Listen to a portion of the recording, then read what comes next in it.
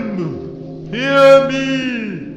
Welcome to episode 18 of the Doctor Who Missing Episodes podcast. That's enough of that, I think, and you join us in the deepest subterranean level of the top secret Missing Episodes vault. This time we will be discussing the fifth story of Season 4, the third adventure of the Second Doctor, the partly missing story, The Underwater Menace. Incidentally, Episode 2 draws an end to a run of 12 consecutive missing episodes, the longest unbroken run, so from here on in, things improve. Joining me for this underwater ménage à quatre are three acolytes of the mighty Amdo. Making his Missing Episodes podcast debut, it's YouTuber, podcaster, pianist, and Dudley Simpson obsessive, Jess Jurkovic. Hello, Jess. Ooey, ooey. Hey, everybody, how are you? So glad to be here joining the podcast on a subject that I have been fascinated on since I was a kid. Well, missing episodes at least. We'll see how I feel about the Underwater Menace, but I'm thrilled to be here. Thank you for having me. Thanks for coming along, Jess. And next up, it's Doctor Who magazine contributor, 3D modeler, artist, raconteur, and co-founder of Dalek 6388, Gavin Rymill. Welcome back, Gavin. Hello, thank you. It's a bit fishy in here, beneath all this aqua, which is French for water. And it's a welcome return for multimedia producer, Doctor Who DVD range stalwart, and also a contributor to Doctor Who magazine, John Kelly. Hello, John. Hi, Tim. Thanks for having me back. So, Jess, why don't you tell our listeners, as if they're not aware, about Dudley Simpson is Doctor Who? What is it? It is a YouTube project that started as a transcription and piano performance project where I took my favorite cuts of Dudley Simpson music, most of which does not exist separately as a standalone soundtrack, and figured out how it worked, figured out how I could play it on the piano, adapted it for the piano, and it just sort of grew and grew and grew. And now over 5 years, I've transcribed over 50 pieces of music and performed them and analyzed them and generally nerded out on YouTube, talking about how great I think this is and how interesting the music is as a composer and as a listener. And so I've been thrilled to return to a Doctor Who community that I wasn't really a part of for many years. And this has been the way back in, I guess you'd say. And it's definitely been a wonderful thing. It has been a wonderful thing as an enjoyer of the content. It is so niche, so spectacularly well done. It is a rare thing indeed. If you haven't checked out Jess's YouTube channel, then do so, and I will, of course, link to it in the show notes. Gavin! Hello. How you been? Pretty good, pretty busy.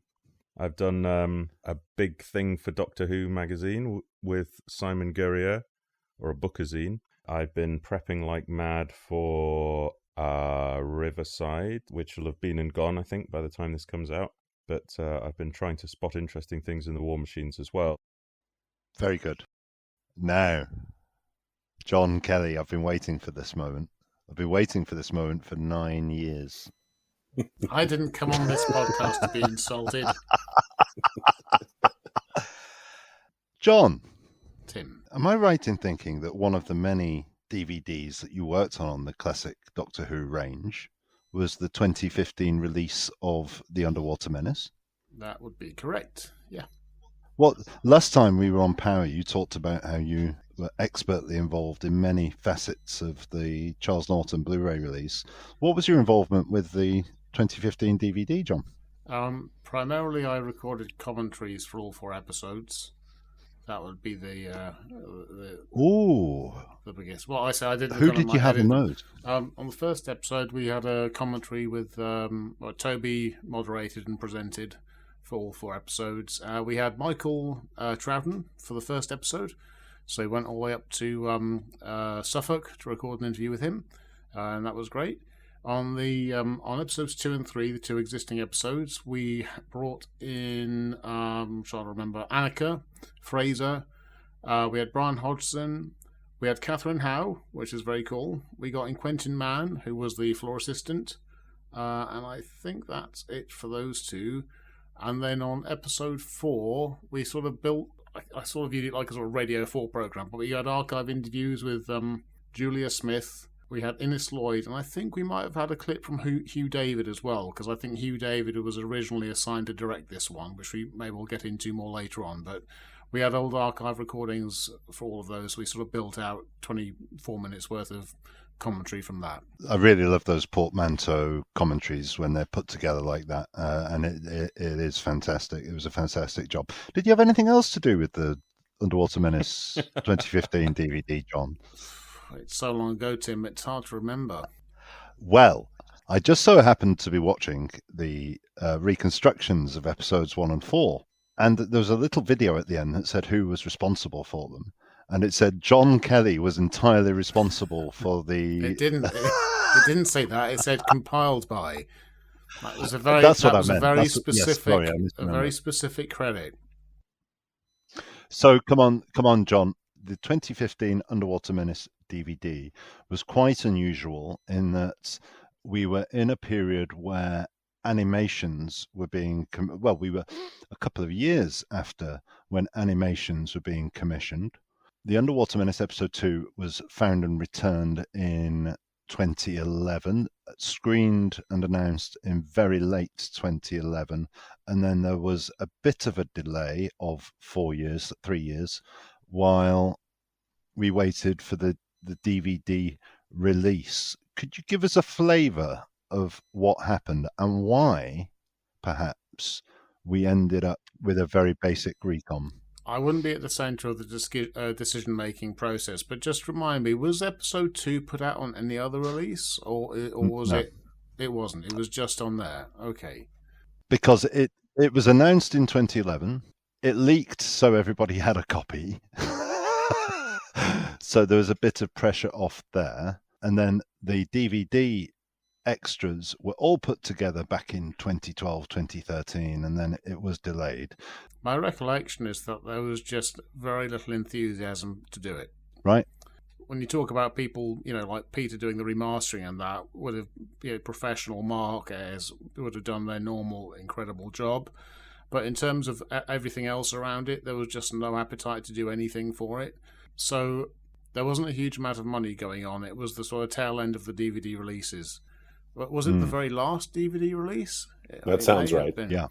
So when it came to reconstructing the 2 missing episodes, I'd done the Web of Fear reconstruction, episode 3, a couple of years previously. Whatever you think of Telesnap recons, we put a fair bit of effort into that, into getting all the coverage we needed to tell the story.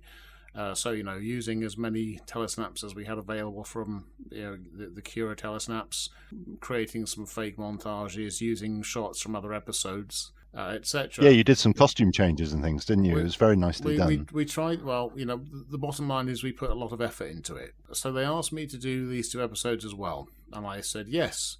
It was for a very low budget compared to what we had for Web of Fear 3. And I said, well, what's the brief here? And the brief was to put the telesnaps in sequence where they would have appeared in the story, and that is it. That's literally it, a slideshow. And even if the scene changed, you'd maintain the previous telesnap, because that's what the budget allowed for. And that's fine for, like, the opening scene of episode 1 is amazing, because Cura snapped off half of his telesnaps in the first scene of episode 1. So episode 1 has more or less every shot covered. But then, of course, you get to further down the line and in the story and the narrative, and you don't have the coverage to make it work, and it doesn't. You're just wondering what on earth's going on if you're not intimately familiar with the storyline. So, yeah, and we said, okay, well, if you give us a bit more money, we can do something a bit more ambitious in the vein of the Web of Fear 3. And they said, no, just do that. And so I did it. I took the money and ran. And that's it.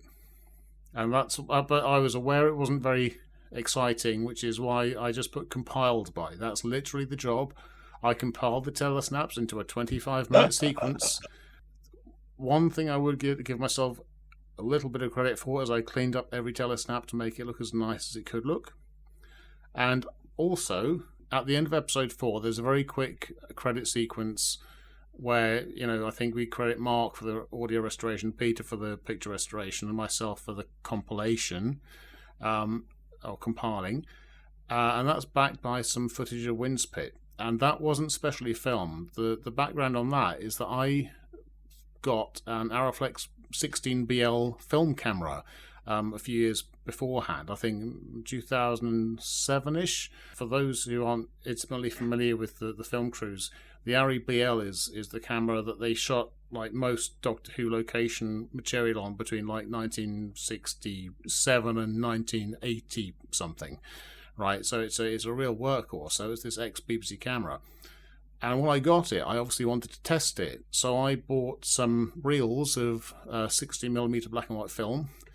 I loaded it up and I hopped in my car down to Windspit Quarry because I'm based in Dorset. So I went down there, I shot test footage around Windspit, looking over the cliffs, looking down at the sea and all that, into the caves. It turned out all right, and I got it developed. I got it Telesnap at the BBC when we were doing some other Doctor Who film sequences, and I just left it. So when it came to finding some material to back that with, I thought, oh, hooray, it gets to be used for something worthwhile then. Well, I say something worthwhile, but, it gets exposed. Well, John, I'm going to be nice to you. I've often spoken about what was a really simple and effective job you did on the BFI Douglas Wilmer Sherlock Holmes set, where you did a recon, where you simply panned down the script or camera script. Sorry, I can't remember which it was. It was a camera script, yeah. But the 2015 recon is my go-to recon for this, because all I want to understand is where the telesnaps sit in order. I get frustrated at the likes of Loose Cannon, who do a fine job, but I just want to understand what I'm missing. And so watching your compilation, I think, is the purest way of watching it. So it's my go-to. Oh, thank you. Well, I agree. I mean, even if it's not the most accessible for a mainstream audience, I would like that as a resource for all of them. And the only thing I would probably change, although I don't know how I would prefer it, would be if the actual moment of the telesnap is somehow indicated, perhaps whether it's like faded out 50% grey and then comes in for a second or two 100% opacity and then goes a little grey until the next telesnap comes in. Right, so it lines up with the time signature. Yeah, so you know the precise moment of the shots. But I totally agree. As a resource and as a reference, it was perfect. It shows what's happening on screen when that audio is happening, and it's you use your brain when you realize the scene has changed and the picture hasn't, and it's fine. Your attention wanders, or you close your eyes, or whatever. It's until the next telesnap change. I think when I'm preparing for something like this, and to get the true sort of as close as the real flavour of the episode, the way I would view it is to have obviously the soundtrack running, the telesnaps and the camera script all up on your screen. And working through that, I think, is the best way of sort of getting an understanding of what the episode would have been like.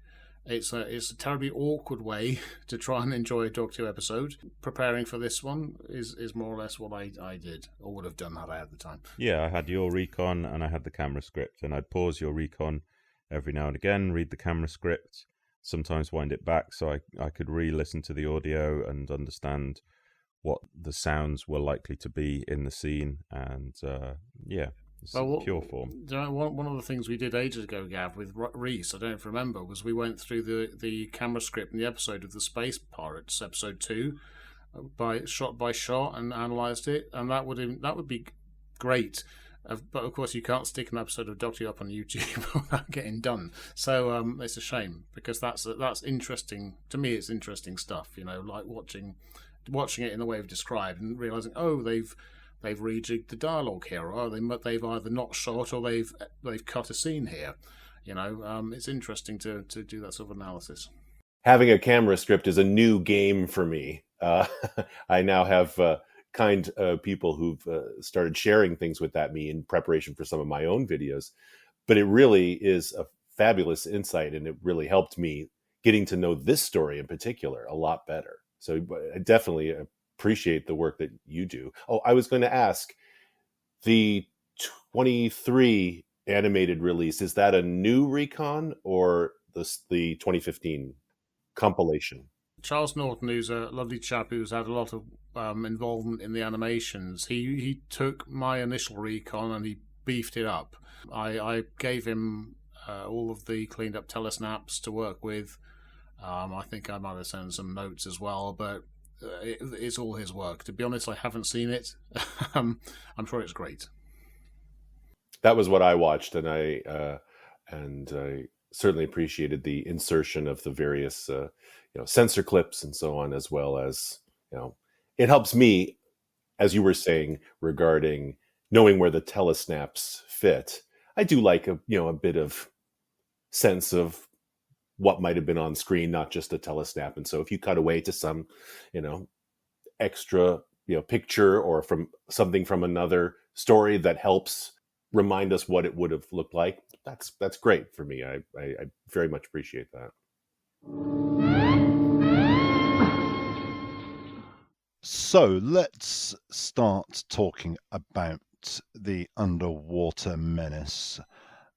By way of introduction, and thanks so much to Jim Curray-Smith for laying this out in his Black Archive book, which is fantastic and you should check out. But the Underwater Menace was broadcast in early 1967, then forgotten about. It's rarely discussed, and when it was gently disparaged. No subsequent stories mention it. There are no introductions nor exits of regular cast members. There aren't any returning villains. The monster of the week isn't really a monster at all. They're almost totally benign, and they barely appear in it, save for one extended sequence which divides opinion. It wasn't novelized until the 1980s. There are very few photos existing. There are no colour photos. It was barely touched in the W.H. Allen glossy merchandising of the 1980s. The one episode that existed did not receive a general release until it was tagged on to the VHS release of The Ice Warriors, and that was towards the end of the run in 1998. And even when episode 2 was found in 2011, apart from the screening at which it was announced, like we've just said, and despite a warm write-up in Doctor Who magazine, a scheduled DVD release was delayed and it became the last classic DVD of the range, which received a lukewarm response in 2015. So, for these reasons, when it comes to reviewing, we are actually relatively unburdened by received fan wisdom. And for those of us for whom the last 13 years have gone by alarmingly quickly, episode 2 might still have a freshness, as episodes 2 and 3 probably fall for most into a least watched category of episodes. In Doctor Who magazine polls, of all 21 of Troutton's stories, it placed 20th in 1998, 20th in 2009. In 2014, it was placed 19th, and before the animation in 2023, it placed 19th again. So post-animation, because the animations often change how these things are perceived, I've done a poll on the Missing Episodes Facebook group, unofficial, and with about 200 votes, the Underwater Menace has slipped back down to 20th. Post-animation. I also did a Twitter poll, as I am wont to do, and I asked an audience which is admittedly predisposed to black and white and partially missing Doctor Who. That shows I think that is held in an improving but relatively low regard. So I asked the Underwater Menace, is it top tier Doctor Who, top half Doctor Who, bottom half Doctor Who, or bottom tier Doctor Who? And 412 people voted. 24.8% placed it as bottom tier Doctor Who, and 46.4% placed it as bottom half Doctor Who. So that's 70% of people who would place it, I'd say, firmly in the bottom half. So it will be interesting to see what we make of it, having given it close scrutiny. So quickly then, with all of that in mind and all of that background, how did we all get to know the Underwater Menace? John, presumably because you were staring at the telesnaps for a few days. Oh, I knew about it before then. I mean, see, I got into Doctor Who in the 80s, and you get Doctor Who magazine, it would be full of pictures of the old classic series stories. And, even particularly unloved stories like the Underwater Menace were fascinating to me and really interesting. So I suppose I think there were tapes going around of episode 3, and I must have gotten hold of a not very good quality copy of that episode back in the 80s. Or maybe early 90s, so I'd seen that. Yeah, that's probably, obviously episode 2 I saw more or less when everybody else did, when it got recovered. And I think I've had copies of the audio for episodes 1 and 4 for 25, 30 years now. Jess? So I would have come across it in the manner you described, attached to, I believe it was the Ice Warriors, and I don't know if you got the same presentation in the UK, but it was part of a set that also included the Missing Years documentary. That's right. Okay, so I watched the Missing Years documentary a lot. I just ate up every second of that documentary. The Underwater Menace a little bit less, but I am a completist, and so I would watch it now and again. And I actually remember one time watching it with, I think it was my dad and a friend of mine. That's always a very different experience, watching it, watching something, a program that you love, and watching it with people who peripherally enjoy the program but aren't into it in the same way that I am. So that was a memorable experience also. At some point when I was collecting the audios with narration, I certainly would have gotten that. I must admit it didn't get a huge amount of listen, but also that's because the DVD came out not that much longer after I got that audio. So it didn't get as much listen to it. And then, of course, the Blu-ray. So I've certainly watched it far more in the last couple of months than I ever have. Gavin, tell us that you became exposed to it at the same time that I did. Well, the first exposure to any bit of it I had was in 1992 when there was a clip. Yes! The lengthy clip of the underwater ballet on the Resistance's Useless documentary. Yeah. With the Brummy Anorak. Yes. And that the music is burnt into my mind from that clip. And thereafter, I think I got one of the Loose Cannons VHSs in the days where you had to send off by post. And funnily enough, I had to go and clear some stuff out of the loft of my old house. My ex wanted the loft cleared, and it's still got boxes of things in it from God knows how long ago. And I found my Loose Cannon VHS today. That Resistance is Useless. Mm. I was mesmerized by the volume of clips in that, and we also had 30 Years in the TARDIS shortly afterwards. Yeah. But then the Fish Ballet, really stuck out like a sore thumb. It was from a different age. Yeah, it felt like you were watching something from, I mean, when you're young, decades before you were born seem like centuries, don't they? But it felt like something from something completely different. I didn't dislike it. It was just jarring.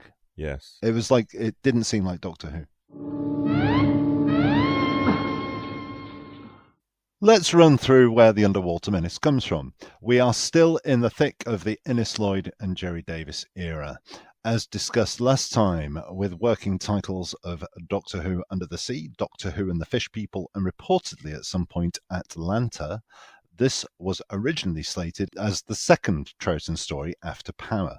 The writer assigned was the very established film and TV writer Geoffrey Orme. Now, Geoffrey Orme, born in 1904, would remain the oldest Doctor Who writer, I think, until this very day. Orme wrote the scripts for many feature films, latterly switching to TV, for which he wrote for Ivanhoe, Interpol Calling, The Avengers, No Hiding Place, before finally writing this. So safe to say he was very eclectic. Indeed, this would prove to be just about Geoffrey Orme's very last writing credit, and subsequently he would never provide an interview about the Underwater Menace, and he passed away in 1978. As discussed last time, and as mentioned just now by John, director Hugh David was assigned to the story, but after consulting with a colleague who had worked on the very underwater Thunderball about the viability of the script, the Highlanders was promoted up the running order because Hugh David opted out of the Underwater Menace. At this point, William M's The Imps was assigned as serial GG, and Julia Smith, fresh from her Doctor Who debut on The Smugglers, was assigned director.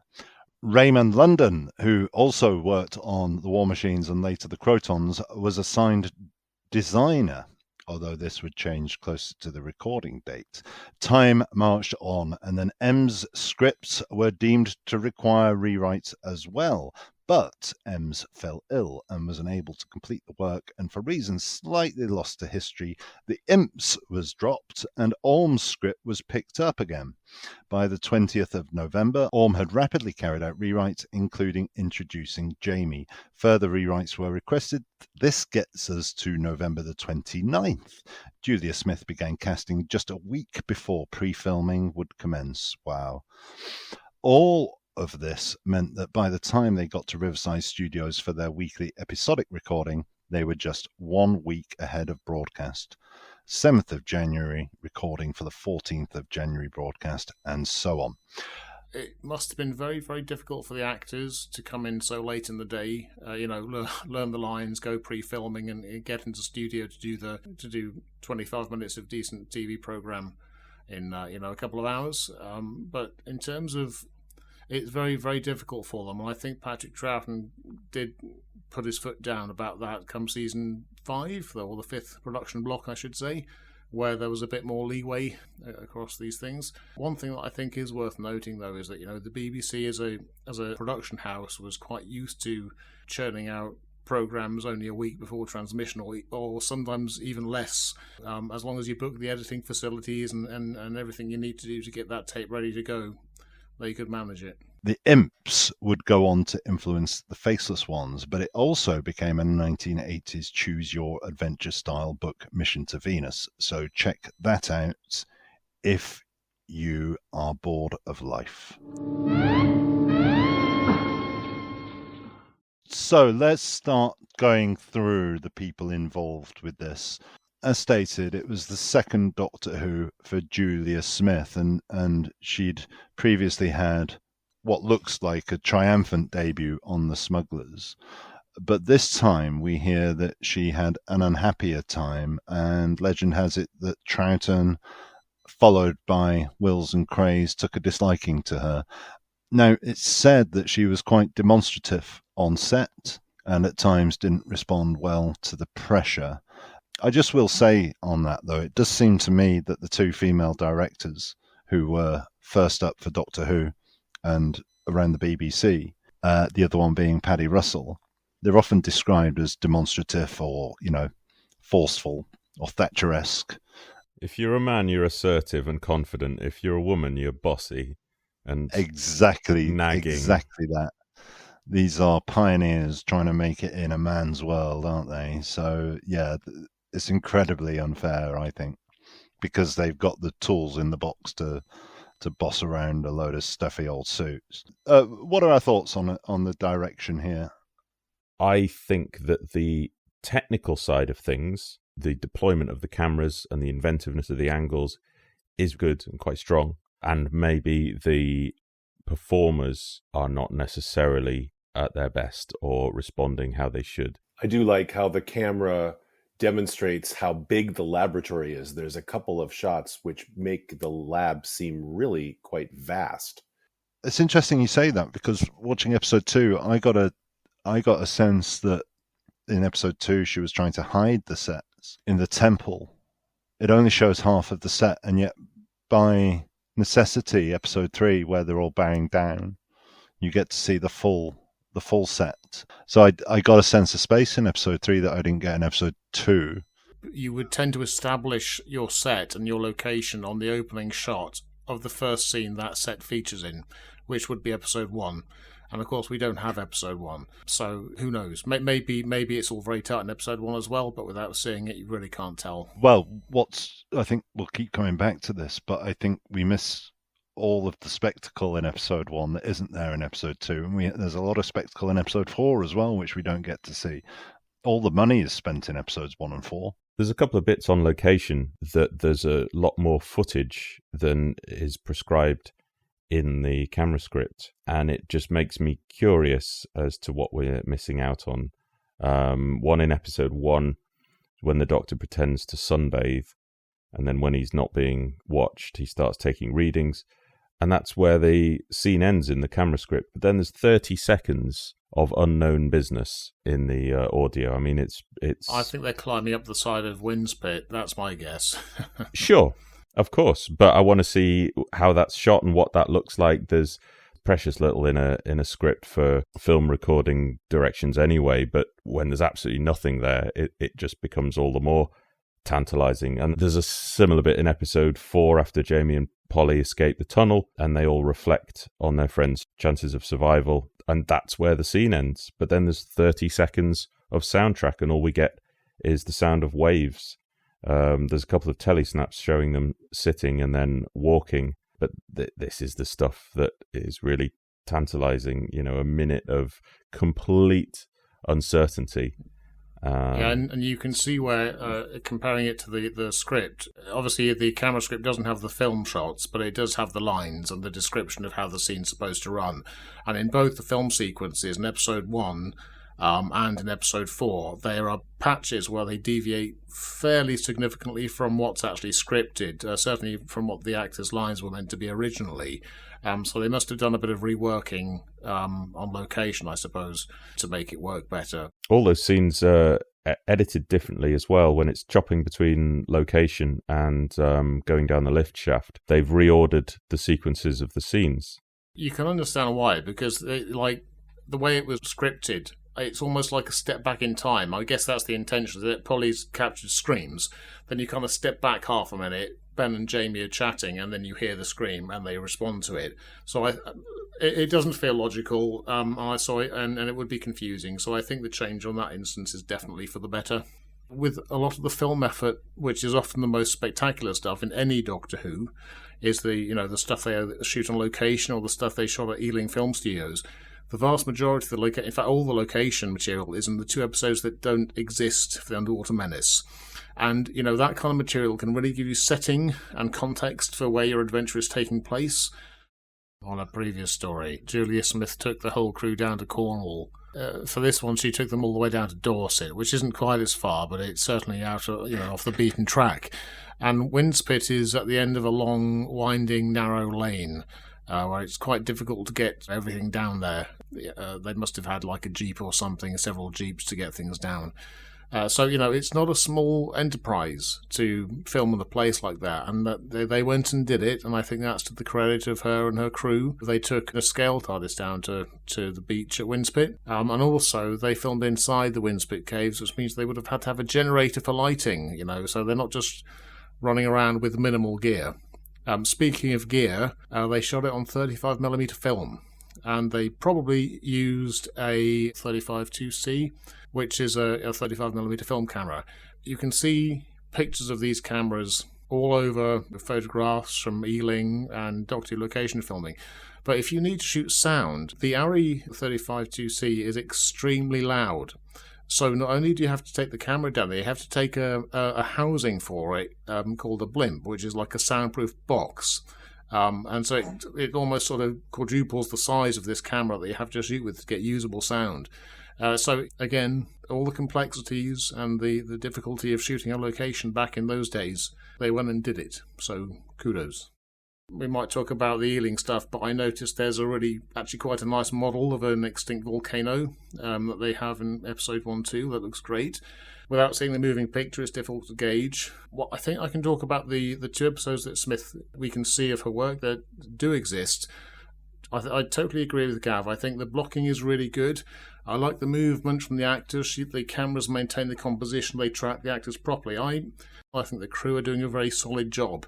We've seen what happens when you have a poorly practiced crew who don't know what they're doing, where people are missing their cues, where Graham's come in late. None of that happens. It's all very well organised and structured, right? There's a scene in the middle of episode 2 which has that kind of ambition of doing a lot of different angles and a lot of different shots. It's that big set where there's a couple of structures in the middle. The Doctor hides in a cabinet and comes out with a fisherman's outfit. Yeah. There are guards looking around. Ramo has a conversation with Damon. It's all one continuous scene there, and there are many different shots and there are many different angles. And the blocking doesn't quite manage to make it work, just because I don't understand where Ramo and Damon are coming from, but Ramo has a conversation off screen with somebody to watch out for somebody. Ara and the Doctor are hiding, and then the Doctor crosses in plain sight in front of them. I find the whole thing kind of baffling. That scene with the cabinet was scripted as being more complicated, with more, I think, if not more cutting, then more business and more camera movement. And they just, that's the initial shot of that scene, Jess. And they just seemed to change it over just to sort of a wide shot when the camera didn't move at all. So yeah, something clearly changed there. Also, there's a few sort of missing elements there, which I found investigating the camera script. There's supposed to be like an air conditioning sound effect. There's supposed to be a shutting sound of a door, an opening sound of a door. One curiosity I noticed is that looks like Troutton flubs his line and they overdubbed it. Ooh. When he's asking about digging 100 miles deep, if you look at his mouth, it looks pretty clear he says the word feet. And there's a pretty smooth transition, and I don't know if they just overdub that one line and then the scene carries on, because Zarof says his line correctly about it being, I think he also has to say 100 miles. So they must have had to go back and fix that. Nice spot, yeah. There's a couple of instances where the grams completely drown out the dialogue. I don't know who's to blame for that, but in the market scene when Polly's saying to the Doctor, "Oh, you look like a sailor," and he says, "Oh, well, that's what I'm supposed to be," and it's almost completely lost in the mix. I've never understood that line for many years, to the extent that I did not understand what the Doctor was supposed to be, and I was a little frightened what he might be portraying. I didn't know what he was supposed to be at all, and it just looked a little like he looked like he was a hobo or something. There are a couple of notorious little sound blips, aren't there? There's the grams of the gunshot sound at the end of episode 3, which sounds like it's being played from a different town, and there's also a well-known bit of gallery feedback, isn't there, at the start of episode 3, where you can hear Julia Smith, if you want to, giving instruction. There's some missing lines, which I think would have helped a lot.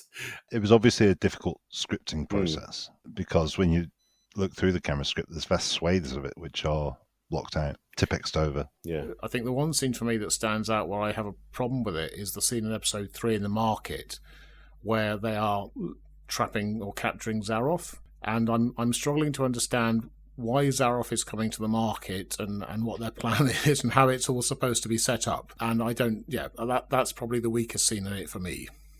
Yeah, they say we're going to kidnap Zarof, and then... Yeah, is the idea that he's meant to be lured there.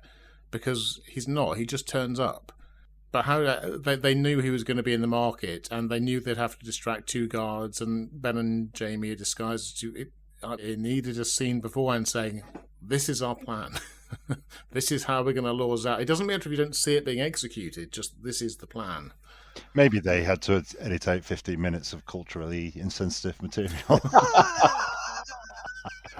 I think it's quite effective when Zarof harpoons Ramo. Yeah. And you just see that shot of the quivering harpoon.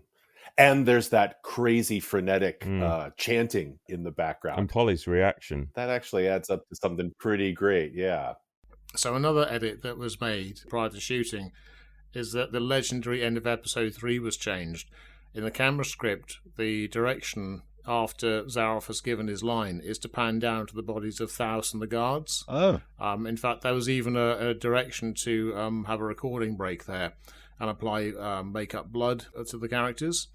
But they changed that, obviously, to have the running zoom up to Zarof's line, which I think is probably the much more exciting cliffhanger. So that's, again, probably a change for the better.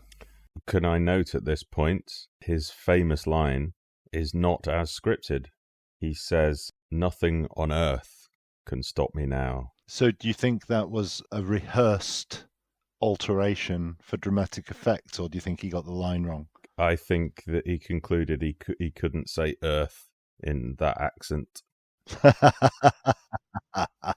We will certainly be discussing accents when we start talking about performance.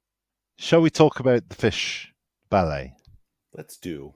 So halfway through episode 3, we are literally immersed in a lengthy underwater section, which I think is also used in episode 1, which we'll get to very shortly. But listen, whatever anybody thinks about it, and there are low-hanging fruit that people can criticize about Doctor Who, and this often gets criticized for a little bit of Kirby wire visibility. But I think it's smashing.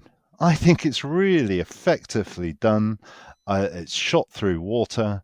Just in terms of direction, I don't have any issue with it at all. People can point out the Kirby wires. We can talk about the effectiveness of the costumery if you like. But I think it's great. Am I alone in this? No, obviously I like it, Tim. In the script, I think it literally says this sequence can be done in one shot, or we can expand it if it's a good idea. And obviously they chose to expand it quite substantially into the sequence. But again, this is, an example of the scope of the ambition they had. They got the water tank eeling full. As you said, Tim, they shoot through water to give you an effect. They're fairly sizable sets, so I think it's great. It is sort of balletic. I mean, obviously it's not meant to be balletic, it's just meant to be fish people swimming through the ocean. Well, I guess the question is whether it fits in the middle of this 25 minutes of drama. It's very different from everything else, that's for sure. It's so stylistically done that its importance in the story is a little bit lost, and you just get drawn into watching the movement and the costumes and listening to the music. And because there's no opportunity for dialogue to establish what this montage is meant to be doing within the structure of the plot, it tends to get assessed in a disconnected way to the story. I wish the wide shots didn't just sort of stay on a wide shot for a long time. It's a bit static. And I agree that no one is behaving in such a way where they are trying to clearly convince the other fish people in the same passionate way that Sean has done. No one is demonstrating that in really any way. And so it's hard to feel like the fish people are being, whipped up into a fervor of resistance. No, it looks like they're all having a nice little swim. One of my problems with it is that the people in the water tank look like they've never swum before. These are not deft aquatic people. There's people in the water tank at Ealing that look like they're about to drown. Yeah. But they've just had their gills fitted. Who said they can swim? They're washed-up sailors. Yes, this is it. They've got no vetting process for who gets the gills and becomes a fish person. And I mean, I'm a terrible swimmer. If they fitted me with gills, having not tested me and chucked me in, I wouldn't drown because I'd have gills. I'd just be floundering at the bottom of the sea, not helping anyone's plankton. So, as I said, the fish sequence was very well directed. Well done, Julia Smith. As we previously said, the designer on this was assigned to be Ray London, but he was switched out for Jack Robinson, and very little is known about Jack Robinson, in that he was known to work on news and current affairs. Dramatically speaking, he did a Tales of the Unexpected and a Doctor Who, and then little else.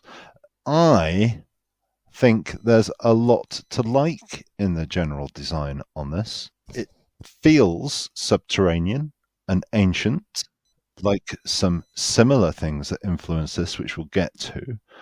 The exciting things that we can't watch in episodes 1 and 4, I like the look of. What do you think? I really like it. Zarof's lab is a particular highlight. It looks really busy. There's lots of detail to it.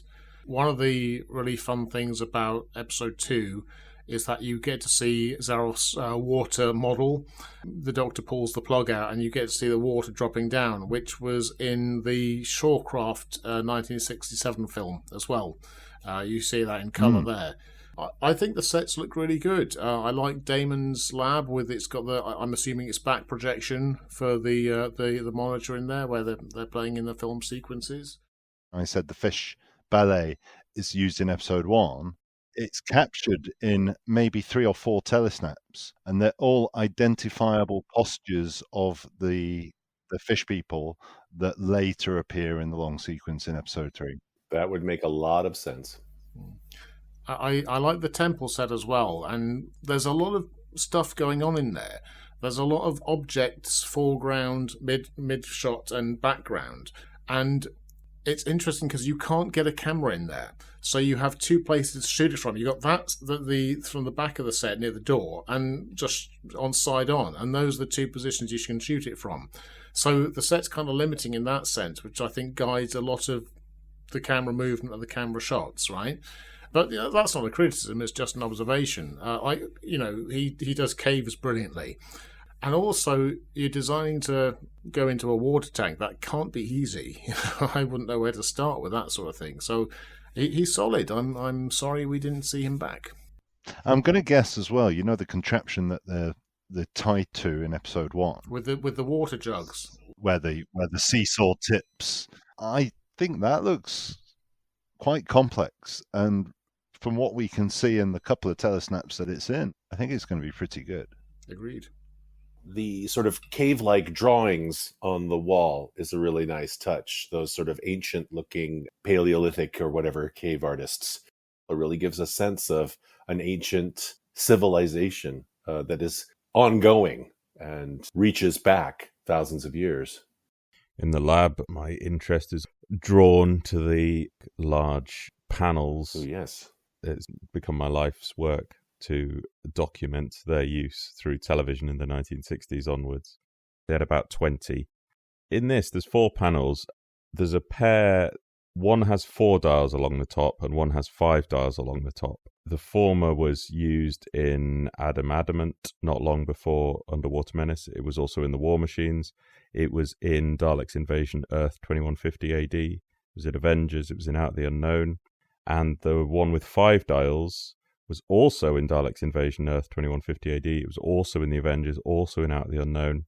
But both would appear in the Macroterror, and both of that pair would get repainted black and then appear in Fury from the Deep. The other pair, one has like a large clock dial in the middle, and that had been in a film called They Came from Beyond Space. It was also in Power of the Daleks. It was also in the War Machines. It was also in Dalek's Master Plan. And it too would be in the Macroterror. And there's one with 5 big dials, and that's also in They Came from Beyond Space and the Macroterror, and it's in Dalek Master Plan. Probably the most interesting and incongruous prop that is recycled in this story. There were 2 black countdown clocks, which were, I think, probably originally made for Target Luna, although we can't prove it. one of which you will probably recognize as the Rel counter from Dalek's Invasion Earth 3150 AD. And that very prop appears here, and it's quite clear in the telesnaps. It says Rels on it from the Dalek mine operation. It's also in Curse of the Fly and the Avengers. But there is a matching clock in that pair, and that was in Carry On Spying. You see it briefly in the War Machines, and that was sold at auction in February 2022, incorrectly advertised as being the Rel counter. We did contact the prop store at the time to warn them that they were misidentifying the prop that they were selling, but they rebutted our comments and sold it anyway as the Rel counter. Their reasoning was that in any movie you will have backup props and duplicates, so both of them might have been used, which is demonstrably not true because you can screen match one of them and not the other one. How much did it sell for? I actually don't know. The estimate was 600 quid. I don't know the final price. I imagine it was more than that, because if I thought I was buying the Rel counter, I would punt a few quid on it. But if I thought I was buying the clock from Carry On Spying, I would not spend 500 quid on it. John mentioned before the model work of the Volcano, and there's a few model shots in this, and I would love to see the model shot of the lift going down. We have no idea what that's like. And there's model work at the end of the radiation behind the wall and the water breaking through. And then we do get one telesnap which shows the model work of Ando's statue being overwhelmed by the water and coming off the wall. Yeah. And that looks really good in that telesnap. It's a low angle, it looks really big. So I would love to see all of that. I was talking to a friend of mine about the Underwater Menace, and he said episodes 2 and 3 look cheap. And they kind of do, in the sense that all of the expensive stuff, the model work, the filming, the device we talked about, that plunged 4 of them into the shark tank, this model work, and so on. It's all in episodes 1 and 4, for goodness sake. I think we do need to talk about costumes. So the costumery for this one is in the hands of Sandra Reed and Juanita Waterson. I think this is her only Doctor Who. Where do we start? Shall we start with the fish people? Quite a divisive design, I think, because they're so prominently featured in some of the photographs. You can see them warts and sequins and all, can't you? I really like them, but I don't think I did as a younger fan. I think they looked a bit cobbled together. I really like the fish people face makeup. I think it looks great with the fins and everything, and the big fishy eyes and that, and the scales. That looks terrific. I don't like the body. This is like where the ballet thing comes from. It looks like they're wearing a ballet costume. A leotard. That's the word, thank you. A leotard. It looks like they're wearing a leotard, because it is. It's a very poorly disguised leotard. So makeup / costume to the fishy guy is great. The rest of it, what are they supposed to be? Are they meant to be wearing a leotard? In the script, at least, all that's said is that they give them gills. So the eyes and the mouth and the scales are inexplicable in the context of what they're doing to make efficient underwater farmers. It's all a little bit baffling and ill thought through. And I would love to know what the brief was in the costume department, whether or not it was the intention to have a large number of fully developed fish people, or whether somebody had thought through the idea that there were semi-developed fish people who perhaps had gills but not the fish eyes. I don't know. What could have happened is that the director said, okay, we need 20 fully developed fish people, and this is your budget. And then Sandra said, well, I can do 2. and the rest of them will have to wear goggles. The happenstance, how this came about, may be inexplicable, but I'm perfectly comfortable with believing that there are phases of fish people. or that, like in Atlantis itself, you have people who are originally descended from the original Atlanteans, and then you have other people who have come in at various phases. All the people working in the mines are from shipwrecks, right? Yeah. It's almost as if the reason for the fish people being there was plagiarized from another source and then not adequately explained in its inclusion of Doctor Who. You have a twinkle in your eye. That would be an interesting point to pick up on, Gav. Can you tell us more at some point? Well, maybe we'll get there shortly. The costume Catherine Howe is wearing is great, and Polly wears later on looks really good. Religious garb tends to be a bit nuts and extravagant at the best of times, so I don't actually have a problem with the priests. What I do find amusing is the fish masks on sticks that they carry around with them, which do look a bit ridiculous. That's no good. I mean, the miners wearing miners' clothes is fine. The guards are wearing wetsuits. That's fine. Why are the guards wearing wetsuits? Because it's wet in Atlantis. It's underwater. It's not though, is it? It's perfectly dry. Underwater Menace. All the water's outside. Yeah. They could get wet at any time. The costumes throughout, I don't think any of them are bad in itself. I mean, now we can watch it in a slightly higher definition. You can see that all the shells on the dresses are clearly cloth that's been drawn on and so on. I don't have a problem with that, but there's a real mix of costumery in this, which is a little bit stylistically jarring, I guess. Because the miners are in miners' gear, and then you have some Atlanteans who are all in their dresses with the cloth shells on, and then you've got the religious lot who are all in aquatic finery with nets draped over them and helmets which have loads of foot-long cuttings of garden hose in their heads, and the scientists are all in science gear but have eyebrows. What are the eyebrows all about? Thank you for mentioning the eyebrows. They're the Atlantean gene, giving them bushy eyebrows. What's the problem? Zarof's guard doesn't have bushy eyebrows. I'm fine with this mishmash. That's the Atlantean melting pot. Atlanteans, by their very nature, are inconsistent. Another costumery change is Troughton's trousers, but more famously, this is the last time we will see the Paris bow style hat. I think the hat prop is at end of life. When you see it at the start of the Highlanders, it's a foot tall, it's got a rounded top. Throughout the Highlanders, it gets damaged, crumpled. The first shot in the Underwater Menace shows it looking rather sorry for itself. Throughout episodes 2 and 3, he hasn't got over his fascination with hats, so it doesn't look like it's an abandoned plot point. And obviously it reappears in episode 4 because the hat was used in pre-filming. It does appear in the TARDIS at the end of episode 4. Talk about the music. Jess. Hi. What can you tell us about the music on the Underwater Menace? So, this is Dudley Simpson's 5th commission for the show. And actually, as of that moment, that made him the show's most commissioned composer. Whether this is down to the producer or the directors involved, Patrick Troughton era was actually a very austere time for composers. He does 8 commissions in the Patrick Troughton era.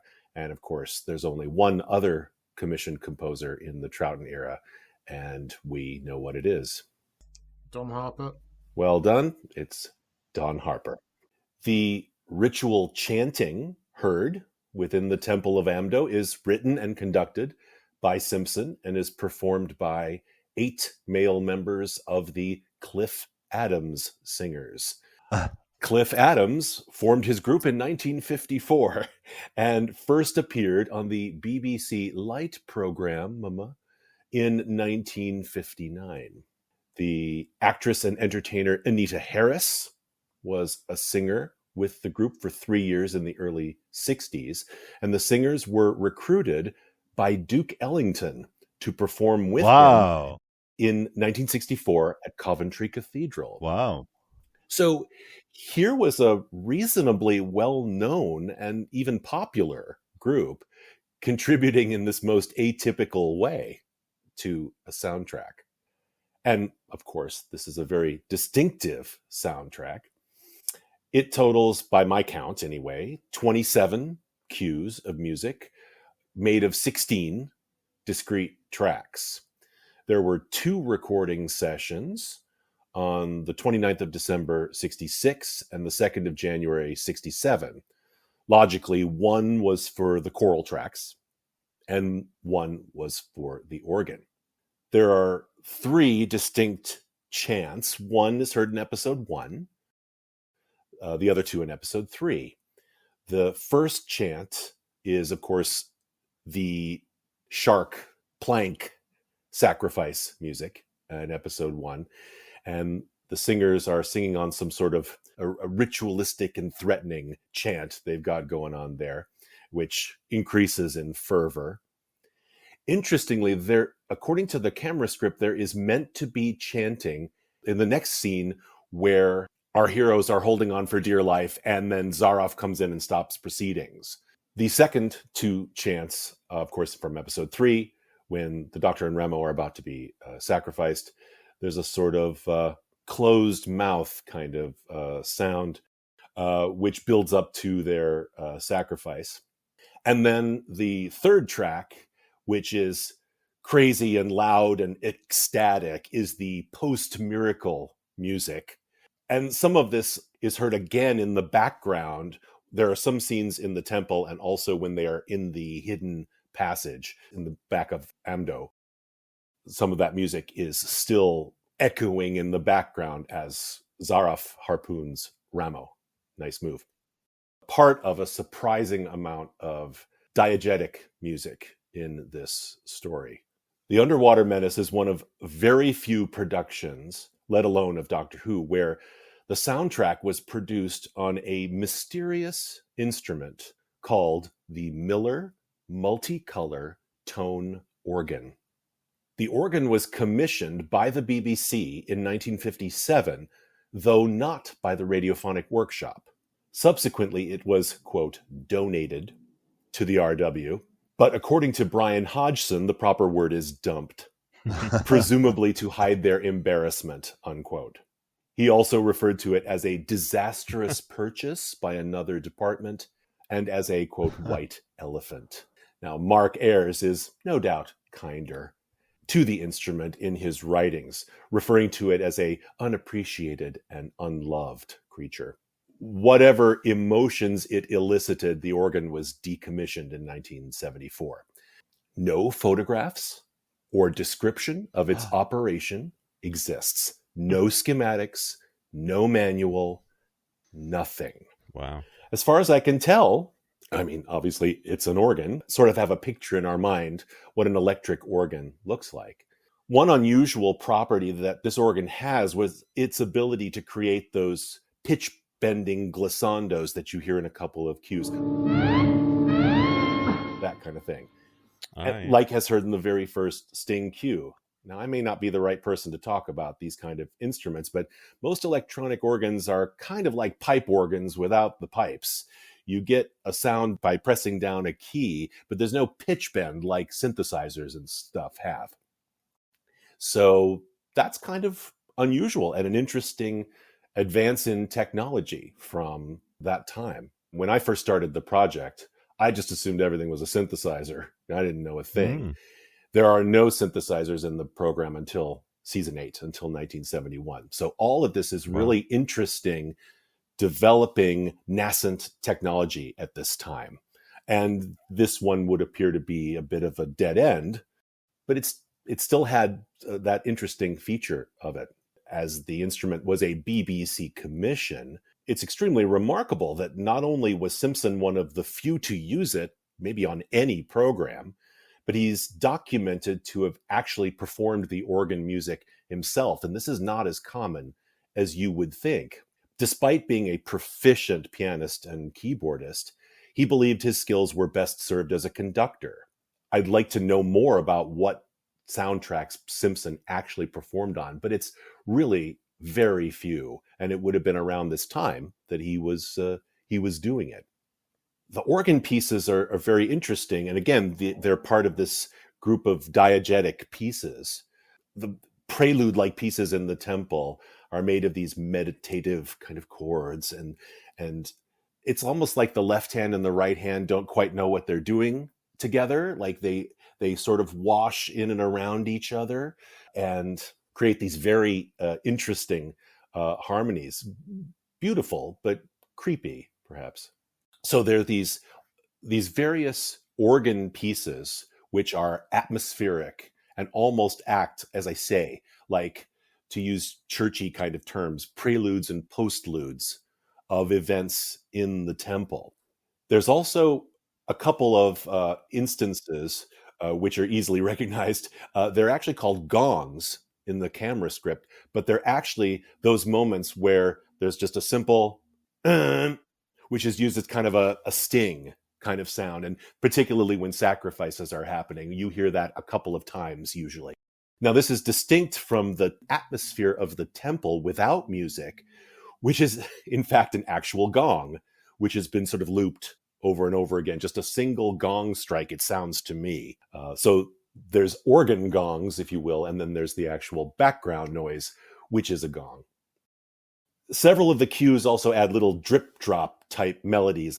I think Simpson kind of took his cue, making some watery sounds, whether it be those tremulous chords in the background, which kind of shift over and under each other, or this dripping sound added to various tracks, and maybe even some of the syllables that the chorus is using to enunciate their sounds.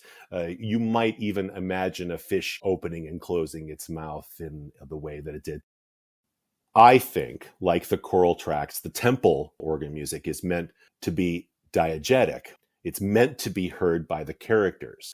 So it fills an unusual, extra dramatic purpose. So, for example, towards the end of episode 2, the escapees are hiding in the temple, Sean and Jacko and our friends as well. And suddenly an organ starts. Ara turns around and says, "Quick, we got to go."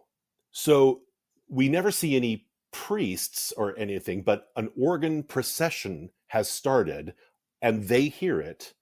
And that's what makes them scatter. So the presence of the music has a dramatic function in letting the characters, and therefore us, know that some other ritual or something is about to take place in the temple. Something similar happens in episode 3 after Zarof has been captured. The Dr. Ben and Jamie are going to the generator plant, they say. They emerge from behind the idol to discover, as Ben says, not another service. So the only way we know that a service is going on, because we do not see it, is the presence of the organ music, again indicating that the temple is being used for some religious purpose, but we don't see it. So that's why I think that basically all the temple music is diegetic, and it's almost like it represents goings on within the temple, even if it's not seen. So there's a big bushy eyebrowed organist in a fishnet somewhere up in the gods. I love it. Correct. It could have been Simpson's first on-screen appearance before the Talons of Weng Chiang. So apart from a few stings and heralds, obviously there's 2 tracks, one of which we've sort of hinted about, that really stand out from the score. And I have transcribed and performed both of them in the project on YouTube. The market music, which of course is highly distinctive, vaguely sort of Mediterranean-ish kind of sounding, maybe a little Greek or Arabic or what have you. And of course there's the fish people. It is found on the CD Doctor Who at the BBC Radiophonic Workshop. I was going to say. Volume 1. That would have been out in 2000. I'm sure that's how I got it. And of course, the 50th anniversary collection in 2013. Because it was a Radiophonic Workshop instrument, there's a decent chance that more than the fish people exists, but I have no idea, and I can't wait to find out. But once we are out of Atlantis, that is the end of the music. Also, the last cue is the flooding of the Temple of Atlantis. So after everyone's climbing out and on the surface, not a drop of music. Wow. The music is drowned with the city. Amazing. Wonderful, Jess. Thank you so much. Really Can I impressive. ask you, Of course. is the music successful for you? Do you enjoy the music itself? It kind of shows its limitations in a sense. There's not much variation in the timbre of the sounds that the organ is making. It's consistent, that's certainly true.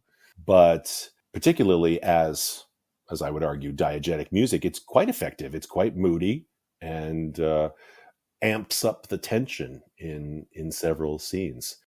The Fish People is it's an odd track. It's an interesting choice to just make it a waltz, literally a water ballet. Jess, that was brilliant. I think I'd just like to summarize the music by saying electronic music and music of a different ilk other than played on traditional classical instruments is a hallmark of Doctor Who. I think it's right at home, and I really enjoy it. And I think it would be more highly regarded if Underwater Menace was more highly regarded in itself. Jess, that was terrific. Thank you so much. Right. Let's talk about some of the themes here. So first off, and obviously, Atlantis. So Atlantis comes from Greek mythology and legend, a great civilization that sunk to the ocean's depths in classical mythology. And Atlantis had a revival during the 19th century in academia, followed by various epic poems. And then in pioneering science fiction, such as Jules Verne's 20,000 Leagues Under the Sea. Various early 20th century fictions have it visited by all sorts, from aliens to Tarzan.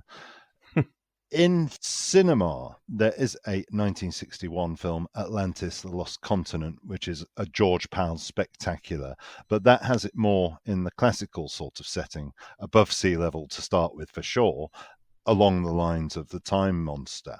However, Gavin, hi, is now the moment to tell us about your comedy chicken.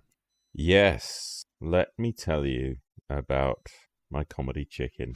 The brilliant Simon Gurrier put me onto this. There was a film called City Under the Sea, which was also released as The War Gods of the Deep. Now, bear in mind that the working title for Underwater Menace was Under the Sea. There are some interesting things going on here. So, this movie was released in May 1965. Mm-hmm. Now, you mentioned the influence of Thunderball before. Now, Thunderball was shot between February and July 65. So this has significant underwater battle scenes that predate Thunderball. But the important factor in terms of the Doctor Who world is that rewrites were performed on this film by a gentleman called David Whittaker. So 18 months after this film, City Under the Sea, was released, Whittaker was on set for recording of Power of the Daleks 6. And if he saw the schedule of upcoming Doctor Who's, one of which had a working title, Under the Sea, that may have raised an eyebrow. I watched this film, so you don't have to. And to summarize a few of the salient points, this film opens on a rocky shoreline where there is a mysterious discovery washed up. There is a secret entrance to a system to travel down to an underwater city where the inhabitants are from a more primitive age. They have huge statues in front of which they perform a ritual sacrifice. Behind the altar is a secret passage, and there are mysterious voices that echo through the tunnels. The sacrifices appeal to the primitive natives, whilst the main antagonist knows it's all for show. This antagonist is a man who disappeared some 50 years ago, and unlike the others in the city, he carries a handgun. There is also a nearby volcano. There is an imminent threat of explosive destruction. And there are half fish people who help the human inhabitants to obtain food. So it might appear that some inspiration has been taken from City Under the Sea for the creation of the Doctor Who called Under the Sea. But what I find interesting with that knowledge, in City Under the Sea, the fish people they're an undersea being, a leftover. In Doctor Who, they're a sort of genetically engineered creation, if you like, that isn't adequately explained, as we got at. So you've got this situation where it's borrowing plot elements and sort of mashing them into the Doctor Who formula in a slightly half-arsed way that doesn't fully bear scrutiny. So you've got in Doctor Who, there's this lift shaft that takes them from the caves into the city. And apart from injecting our heroes into the story, there's no exploration of this conduit between Atlantis and the surface world. But in the movie City Under the Sea, this is a plot feature that there is communication between the two worlds. I think the borrowing of ideas leads to this sort of cognitive dissonance between why are certain things there and do they fully make sense. And I think the fish people is probably the best example. It's a borrowed visual, isn't it? Really? Yeah. And seeking a monster of the week. Mm. But you haven't explained the comedy chicken.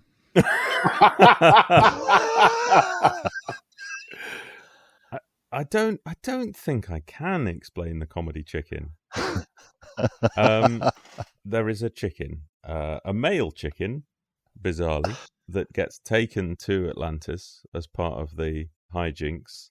David Tomlinson takes the chicken in a basket that survives drowning and then provides lighter moments throughout the 90-minute epic. It's in the diving helmet through a lot of the end shots, alternating between a clearly stuffed chicken and a live creature. Oh, dear me. It's an odd situation. And yeah, the weird thing is that not a lot of the plot points are sensible and tied up. I mean, I'll be honest, I may have had a glass or two of wine whilst digesting this magnificent film, so perhaps some of the nuances of the plot escaped me, but it's not a great movie, and the last 15 minutes are as interminable as the Thunderball harpoon battle scene. Derek Newick's in it, though, so that's all good. Thank you very much for that, Gav, and thank you, Simon. Thank you, Simon. Some other themes that are here. There's an interesting theme, I think, around Germanic scientists. Zarof disappeared 20 years ago towards the end of the Second World War. So it's a bit of a Werner von Braun situation going on, maybe. Yeah. Nazi scientists disappeared into South America, specifically, some of whom re-emerged in the 70s and 80s. And so it's interesting that they're honing in on the Mexico Olympiads. Okay, Central America, but we're in this part of the world. We've got a scientist with this accent who disappeared at this period and who's conducting experiments on people, shall we say. In episode 1, one of the telesnaps shows a fish guard, i.e. a guard with a fish helmet on, giving a full straight-armed Roman salute, otherwise known as a Nazi salute. Even more alarmingly, in the market scene when Zarof runs in with two guards, he dispatches the two guards and says, go and search for them. He turns around and he sees Jamie and Ben in wetsuits, gives them an instruction, and what do Jamie and Ben do? They click heels and give the bent arm Nazi salute, and it's genuine and you can see it. So one might think that there is a theme going on here around ex-Nazi scientists. However, the straight arm salute is shown before Zarof arrives, and that may be an arm in motion. And more tellingly, Zarof is Polish.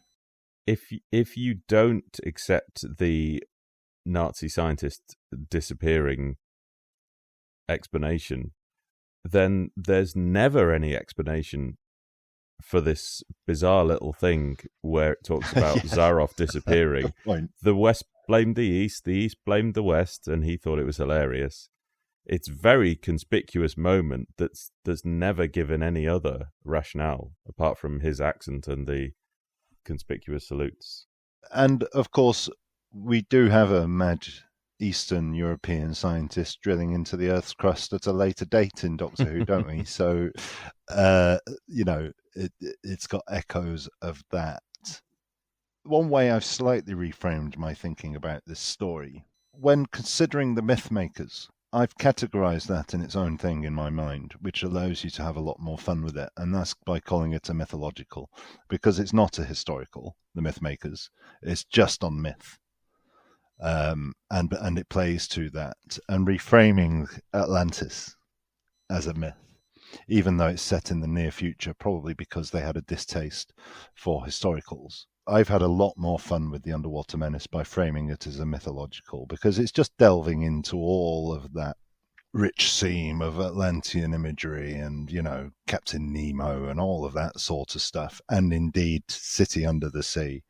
So I would encourage people to not take it too seriously on that front and not worry about the existence of Atlantis and just enjoy it sort of splashing around in the myth and creating this ancient civilization with its own religion and the cave drawings and all of that sort of thing to give it an in-universe history sort of thing. One of the other themes that I've noticed in the Underwater Menace is the notion of science versus religion. You can obviously see the scientific aspect represented by Zarof versus the religious aspect with Thaus and Lola. I think it's not really gone into any great depth, but they clearly were thinking of it. But that possibly doesn't work to the story's favour, because when Ramo discovers that there's a microphone around the back of the statue of Amdo, he immediately his religion is ruined, and he sort of he's okay, all right, religion was a load of nonsense after all, and he sort of gives up on it immediately. Yeah, and then he makes a huge leap, doesn't he? It does, yeah. It's like it's a he very, says, it's casual. Amdo was just created to deceive us. Yeah, well, it's like, okay. After thousands of years of them maintaining this religious tradition, he gets over it. All done. He gets over it very easily, so good for him. But then right at the end, Damon and Thaus have a discussion about abandoning the religious history. And it's kind of interesting because Damon is essentially a villain, and suddenly he's presented as going, okay, we're going to use science in a good way now. So he kind of transitions suddenly to being a good guy. The theme's there, but maybe it's a bit woolly. Well, when talking about science versus religion, science doesn't get a very positive shake in this story, because the whole reason Zarof is doing this is glory. I just never bought the idea that the reason Zarof wanted to blow up the world was for funsies. But he's also completely balmy. I mean, that's very, very focused on. So, that's one of the reasons why, Nazism aside, that I think the Doctor's sympathetic to him is because he is mad. So you can't condemn him completely. He's just off his rocker.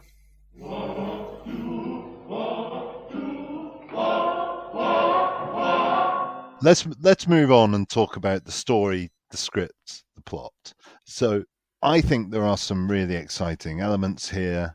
I love the wonder and excitement of going to a subterranean city, like we said, cashing in on all of that rich trope of Atlantis that is in the zeitgeist. I really like the idea of them being plunged into a shark tank.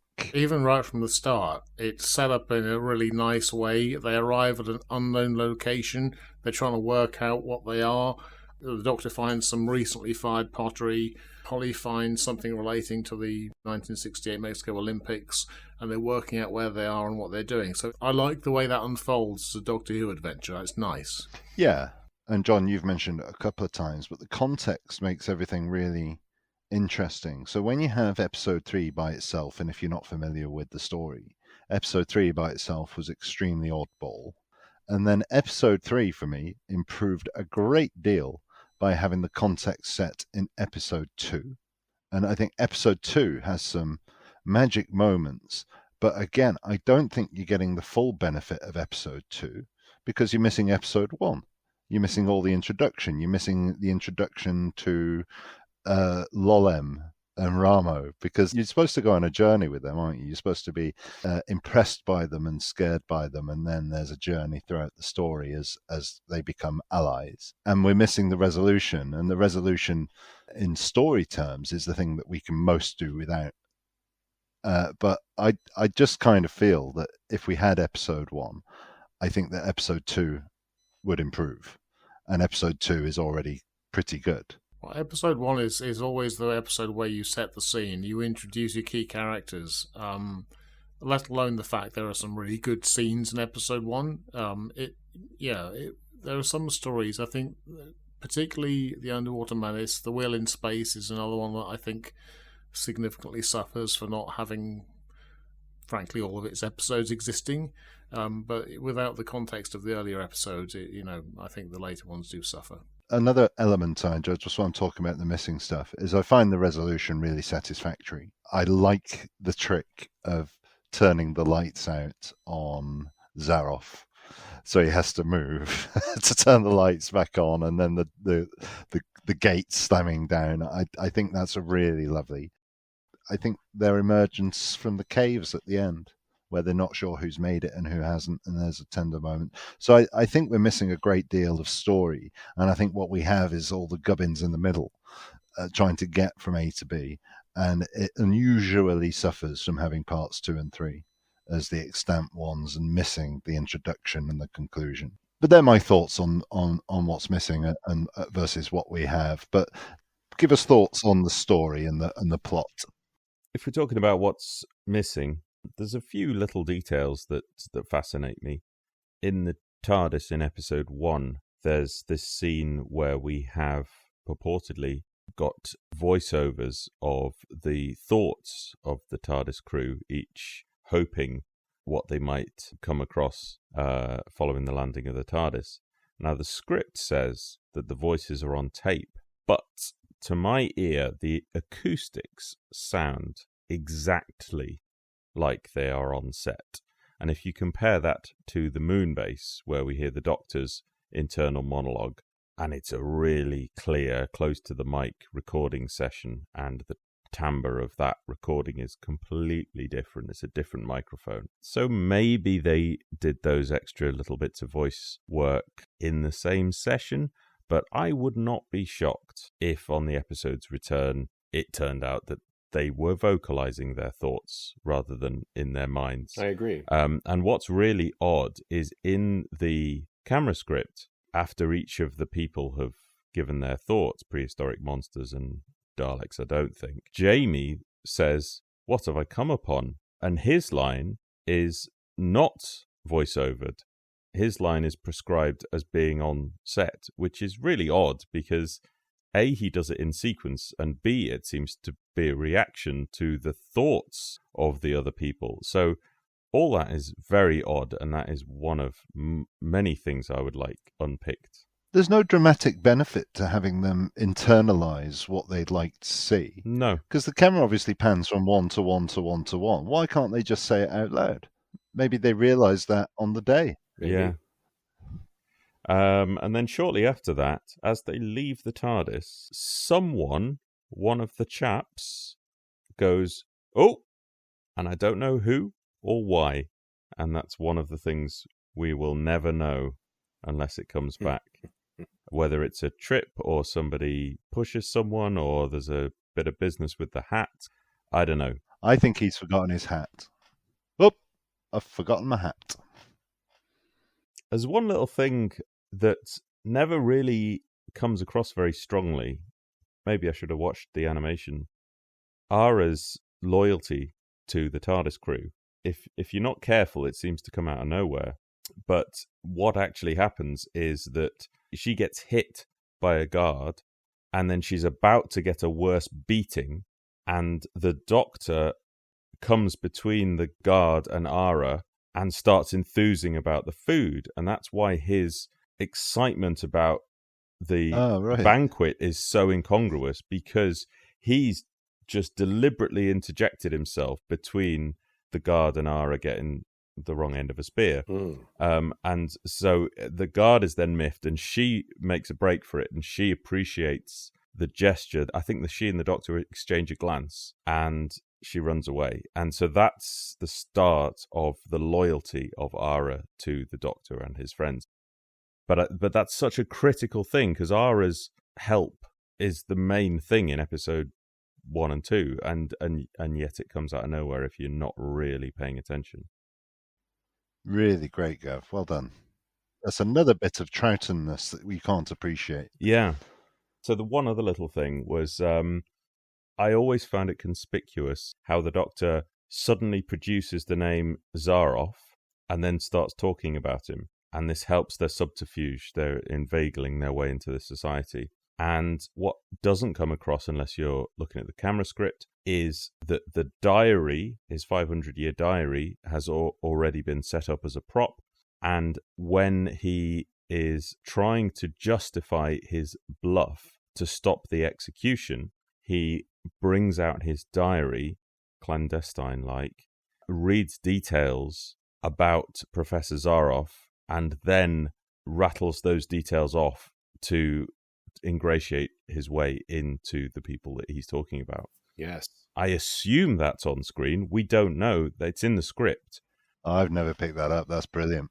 There is a very quick line. Let me look at my diary or something like that. He says, but it's easily missed.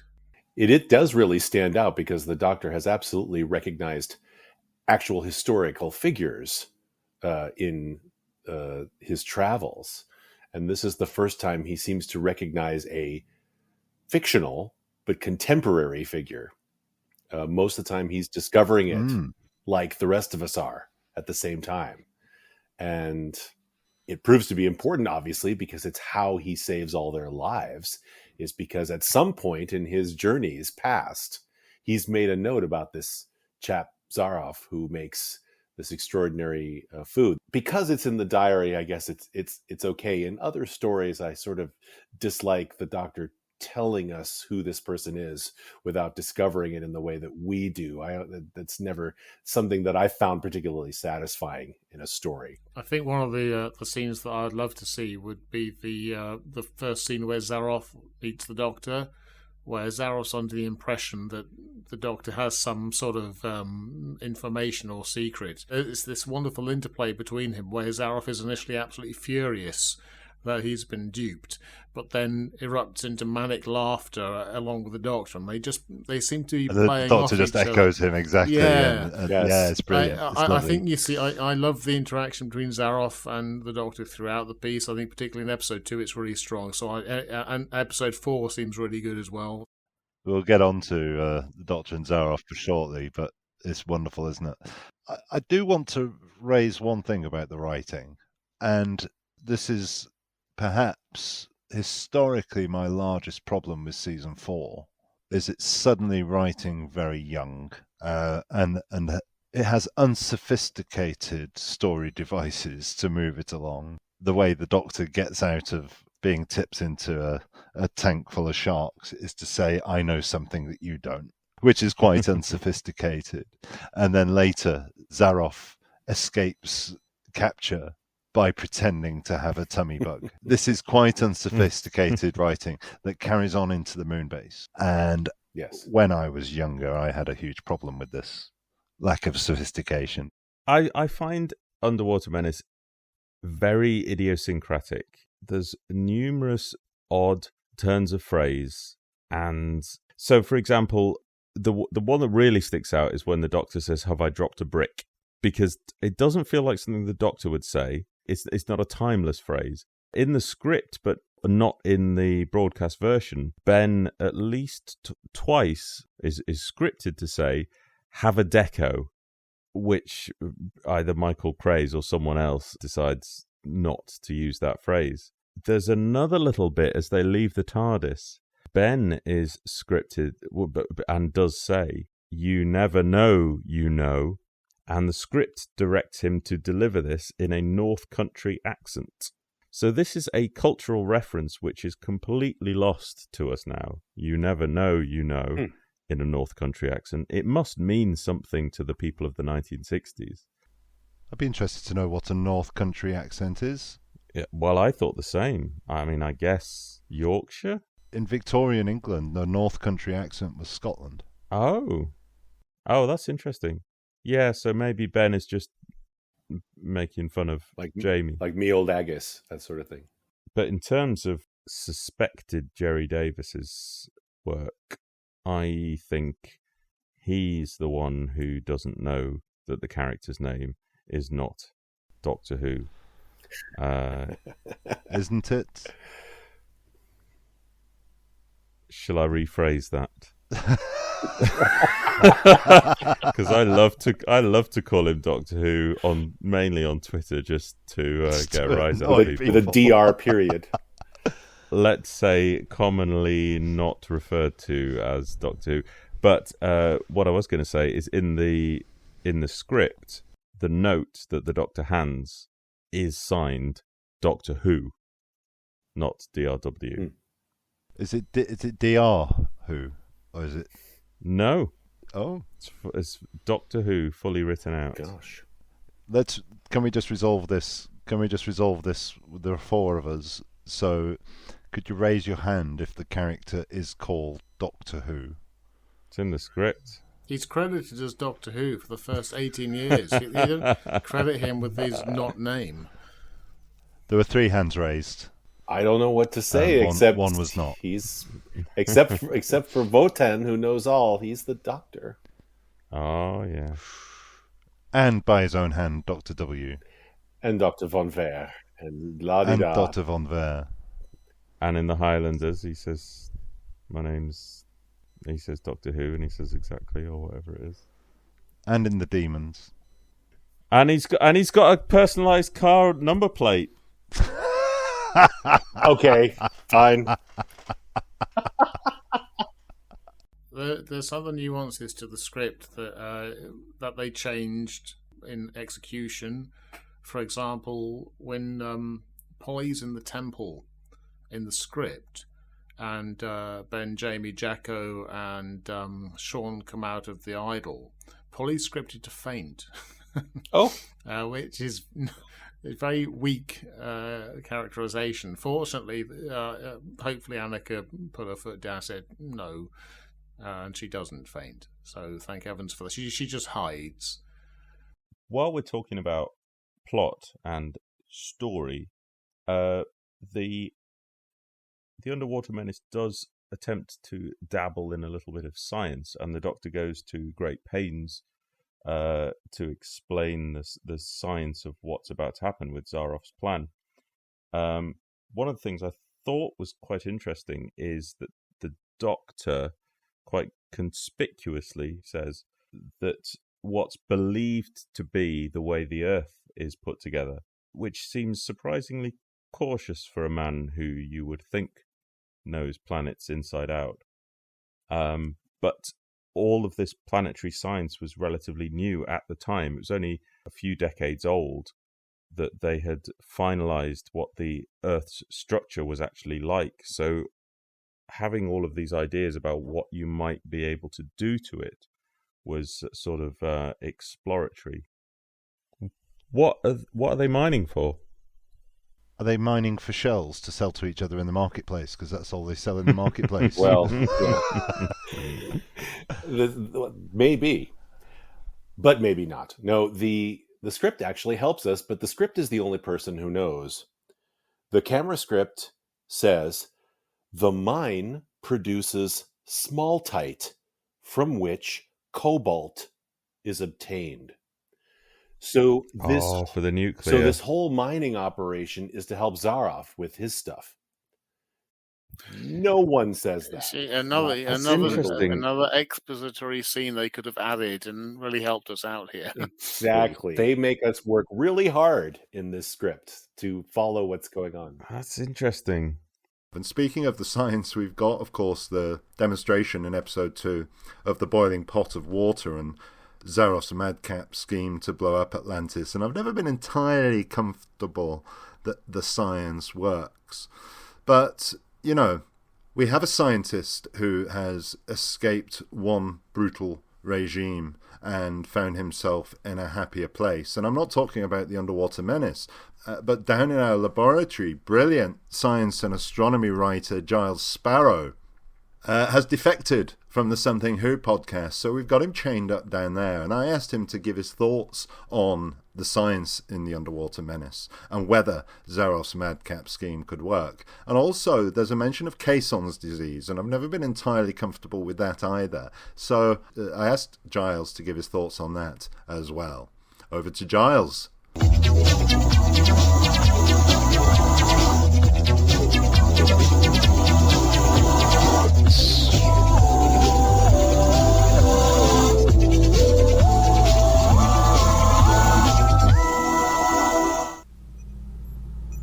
Well, hello Tim, and thanks for asking me to contribute. As you know, there's nothing we scientists like better than devising madcap schemes to blow up the world, so I've rewatched The Underwater Menace, studied the transcripts and made a few calculations, and well, it's odd, but maybe not in the way you might think. The problem really seems to be that the Doctor's discussion with Zarof about superheated steam in episode 2 doesn't really bear much relationship to what he might be up to in episodes 3 and 4. So to take the Doctor's big pot of water analogy first, all of Earth's oceans contain about 1.3 million cubic kilometres of water, which sounds like a lot, but it's pretty tiny compared to the volume of the Earth as a whole. And obviously if you boil all of that water, it's going to expand into steam. We're quite used to that, and steam, typically, if you boil it at atmospheric pressure, it occupies 1,700 times more volume than the water it came from. But if you had a vessel strong enough, then you'd be able to boil the water and stop it expanding in volume, so the pressure would rise instead. And I've scribbled some numbers on the back of this script for the hidden planet I had lying around. If you could simply convert all the water in Earth's oceans to steam at the same volume, it'd end up exerting about 630 times more than normal atmospheric pressure. That's about the same as you get under 6 kilometres of ocean. The big problem for Zarof, though, is that that's still peanuts compared to the pressure of all those rocks bearing down on your big ball of steam from above. Very, very roughly, that exerts about 3.6 million atmospheres of pressure at Earth's core, which I think is where Troutton refers to all of this going on. But if you assume they're only drilled to the mantle, which is about 30 kilometres down, then the pressure from the overlying core is still going to be about 20 times stronger than the outward pressure from your boiling ocean. So that's the Doctor's cracked pot analogy, buggered, it would seem. But then if you look at episodes 3 and 4, you start getting all these references to a nuclear reactor. And it doesn't look like Zarof's just using it to power his big old drill. To quote him, "My nuclear reactor is activated, and when the desired figure is reached, fission will take place, and none of this will matter to any of us." So that got me thinking about whether he's actually trying to create a great big hydrogen bomb. To do that, you first need a fission explosion, which is something that releases energy in a chain reaction by breaking atoms apart, for instance of uranium or plutonium. And then you need a big source of fusion fuel, which is usually a lightweight element like hydrogen, which you start forcing the atoms and the nuclei of the hydrogen together to make slightly heavier elements like helium, and that also releases energy, which just gets converted into gamma rays using good old E equals mc squared. And you know what's got a lot of hydrogen in it? Good old H2O. So I did some sums, and if you could fuse all the hydrogen in Earth's oceans into helium, you'd be releasing about 9.4 times 10 to the 31 joules of energy. That's enough to boil 36 million billion kettles of water, or about 250,000 times more energy than the sun pumps out in a second. So even if the reaction didn't happen instantaneously and got spread out over a bit of time, it does seem like enough to blow up a little planet like Earth. In reality, of course, there's all sorts of reasons why you can't do this, not least the fact that fission reactors, by design, can't accidentally turn into bombs. But given how dumb Zarof's team of support scientists seem to be, I suppose it's possibly snuck that past them. I think the only other thing I'd add about Zarof's scheme is that he can almost certainly blow up Atlantis itself even without the nuclear shenanigans.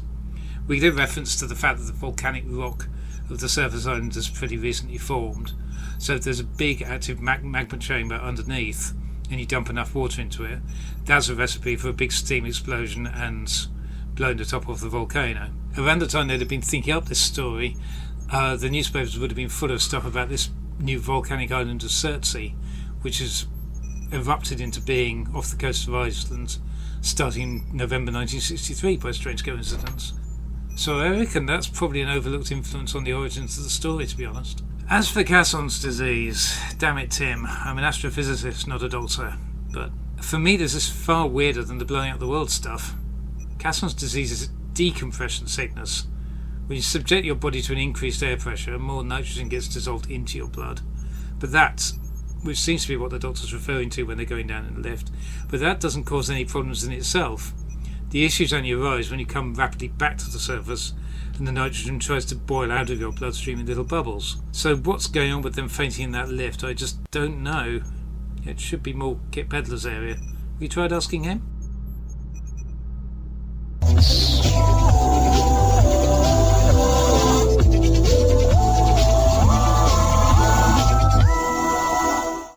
Aha, so who knew? Zarof's scheme works. That's really good. Thank you so much, Giles, and also reassuring to know that my instinct about Caisson's disease is right, and it's a load of bollocks.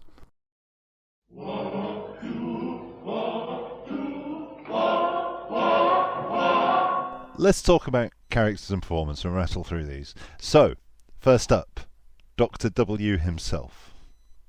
Doctor Who. I think he's really interesting. Thank goodness episode 2 is back. He's like so interesting and engaging in it. I feel like we've seen a variety of characters in Troutton, and this is, I believe, is the first time we see him playing the innocent in order to gain trust with someone, and therefore, being able to intercede in important moments without getting into too much trouble. He's playing like he doesn't know, but he definitely does know. And so does he? Yes. we talked. So the Highlanders. We talked about this. The Doctor's now been told to be written with this mercurial madness where... Oh no, use the word... I was going to use the word mercurial, Gav. Oh, try Venusian. Oh. He's written in this way where nobody's supposed to know what he's up to. It's just chaotic and unrewarding, because if he doesn't seem to know what's going on, we can't get invested in his plan or his level of success. And in this, he has exactly the same ploy as in the Highlanders, saying he has a message for the boss to escape his terrible fate, and then he has to confess there is no message, and it's just really unrewarding as a payoff. And he comes up with this idea to disrupt the fish people, but then immediately admits he doesn't know why. They're not the threat to be defeated. And his solution to Zarof is, rather than stop him, the Doctor decides to turn up his reactor to break down the city walls. He destroys half the city. So you get this extra level of discomfort, because all of the tragedy that we do see, and there's a scene where refugees are huddled and recuperating, searching for lost relatives. It's all because the Doctors turned up the dial and absolutely knackered the world that they live in. And considering Zarof was ultimately defeated because he just couldn't reach his plunger, could the Doctor just not have deactivated the plunger or just moved it slightly further away from him? What I think I see is, because we're going on this journey, is he was utterly manic in the Highlanders, completely off the wall. He wasn't even playing the Doctor for most of it. And what we see is the first step here of the journey to where he's going to end up firmly in the settled character by, say, the Faceless Ones, and to a large degree in the Moonbase. And we see this settling, and it's really stark because of just how off the wall and irritating he was in the Highlanders. characterization aside, I think Troutton is an utter delight in this. I did find him irritating in the Highlanders, but when you can see more of it, maybe that's an element of it. But there are so many nice moments. I think John's already said when he's revealed that he doesn't really have secret information, and he's playing along with Zarof, and then Zarof starts laughing and Troutton joins in. That's really nice. There's a really lovely bit which reminded me quite a lot of his delight in Enemy of the World Part 1, where Mary Peach is telling him that he's the most wonderful man that's ever lived, and you can see him all puffed up and happy. There's a bit that reminded me of that when Ramo is talking to him about the costume that he's going to wear. Yes. And he says, "Put this on, could you?" "Could I?" "How do I look?" "What?" "Never mind." So he's got this inflation of dressing up and looking in his fancy dress, and then as soon as Ramo doesn't go along with it, he's disappointed and deflated. And there's loads of lovely little touches that he brings in here. Oh yeah, and all that is extra to the script too. It's clearly an adjustment that he's made. I think that's absolutely that sort of continuing of his character that loves to dress up, that loves hats. Polly mentions that in episode 1. I also like how he changes. There's that curious line in episode 1 where he says, "Women and children lost," which was changed from "gentlemen first," actually. So he made that rather much more interesting. Really appreciated that. He's got really fun delivery, and he's just very inventive for the way he's portraying the character throughout. Like just his interactions with Zarof throughout the piece are great. One of the bits that I love in episode 2 is when he's managed to get Zarof's plan out of him, and he says, "One small question: why do you want to blow up the world?" And it's so nicely underplayed and well done. Yes, it doesn't really have a freshness anymore for me, episode 2, but the revelation at the time was the tapping on the head and no answer. And again, it's said so many times with Troutton, but how many bits are we missing like this? Yeah, it's just so entertaining. Ben and Polly. I think Ben is solid and dependable. I think Michael Craze is just a really good actor. I think he's a bit underappreciated, actually. Yeah, it's said that Ben suffers because half his lines are given to Jamie, but I don't really discern that, to be honest. I think Craze is so good and does it all so gamely and with gusto. Yeah, I think he's fantastic. He's very genuine, very honest. It's a very real performance. You don't feel like you're watching an actor. And often, particularly back then, with the sort of mannered performances you get, you often, did feel that, but and not in Doctor Who necessarily, but all over the place. But Craze he's great. He's a very sort of human element. It's a sort of naturalistic performance. I'm afraid I remain a Jackson skeptic. I find he's abrasive, he's dismissive of Polly, he's quite rude. But what I will say, and it's quite hard to appreciate this, is that Ben saves the day. He is the one who makes the door come down. He's the one who separates Zarof from his plunger. Yes. So without Ben, it's all done for, and that doesn't necessarily come across. I mean, I always kind of half thought, because I never fully paid attention, to be honest, that Zarof is trapped, because the sensor clips, it makes it look like Zarof has no choice but to be drowned, and the Doctor's dialogue is also, we can't leave him to drown. But in reality, it's Zarof's choice. He could leave his plunger and save himself, but he's so desperate to press the button that he drowns, and that's not necessarily clear. Ben, for me, I think he's a stalwart. He's reliable and so on. I like his interactions with the Doctor, actually. Especially in episode 4, their ruse to gain access to the laboratory is very funny, and it works out. Yes. It works very well. And Oscar. Ben really, puts on a bit of a bravura performance there to con the guard into letting them in, and then the Doctor, puts the icing on the cake by getting him to reveal the password. That's absolutely very satisfying. The password scene is very funny. I really enjoy that. Yes. And in complete contrast to that, I want to know something about one of the final scenes we talked about, where both sets of companions are not sure who, if anyone, has survived. And I was struck looking at the script with the lines that Ben and the Doctor were faced with saying, and instead they delivered something seemingly beautiful and moving and very underplayed, where instead in the script, Ben has to say, "We're going to miss them, Polly and Jamie. I can't believe they've been drowned somehow." The Doctor thinking, neither can I. You go first. Oh, thank goodness. One or both of them had a word and say, we're going to do this a little differently.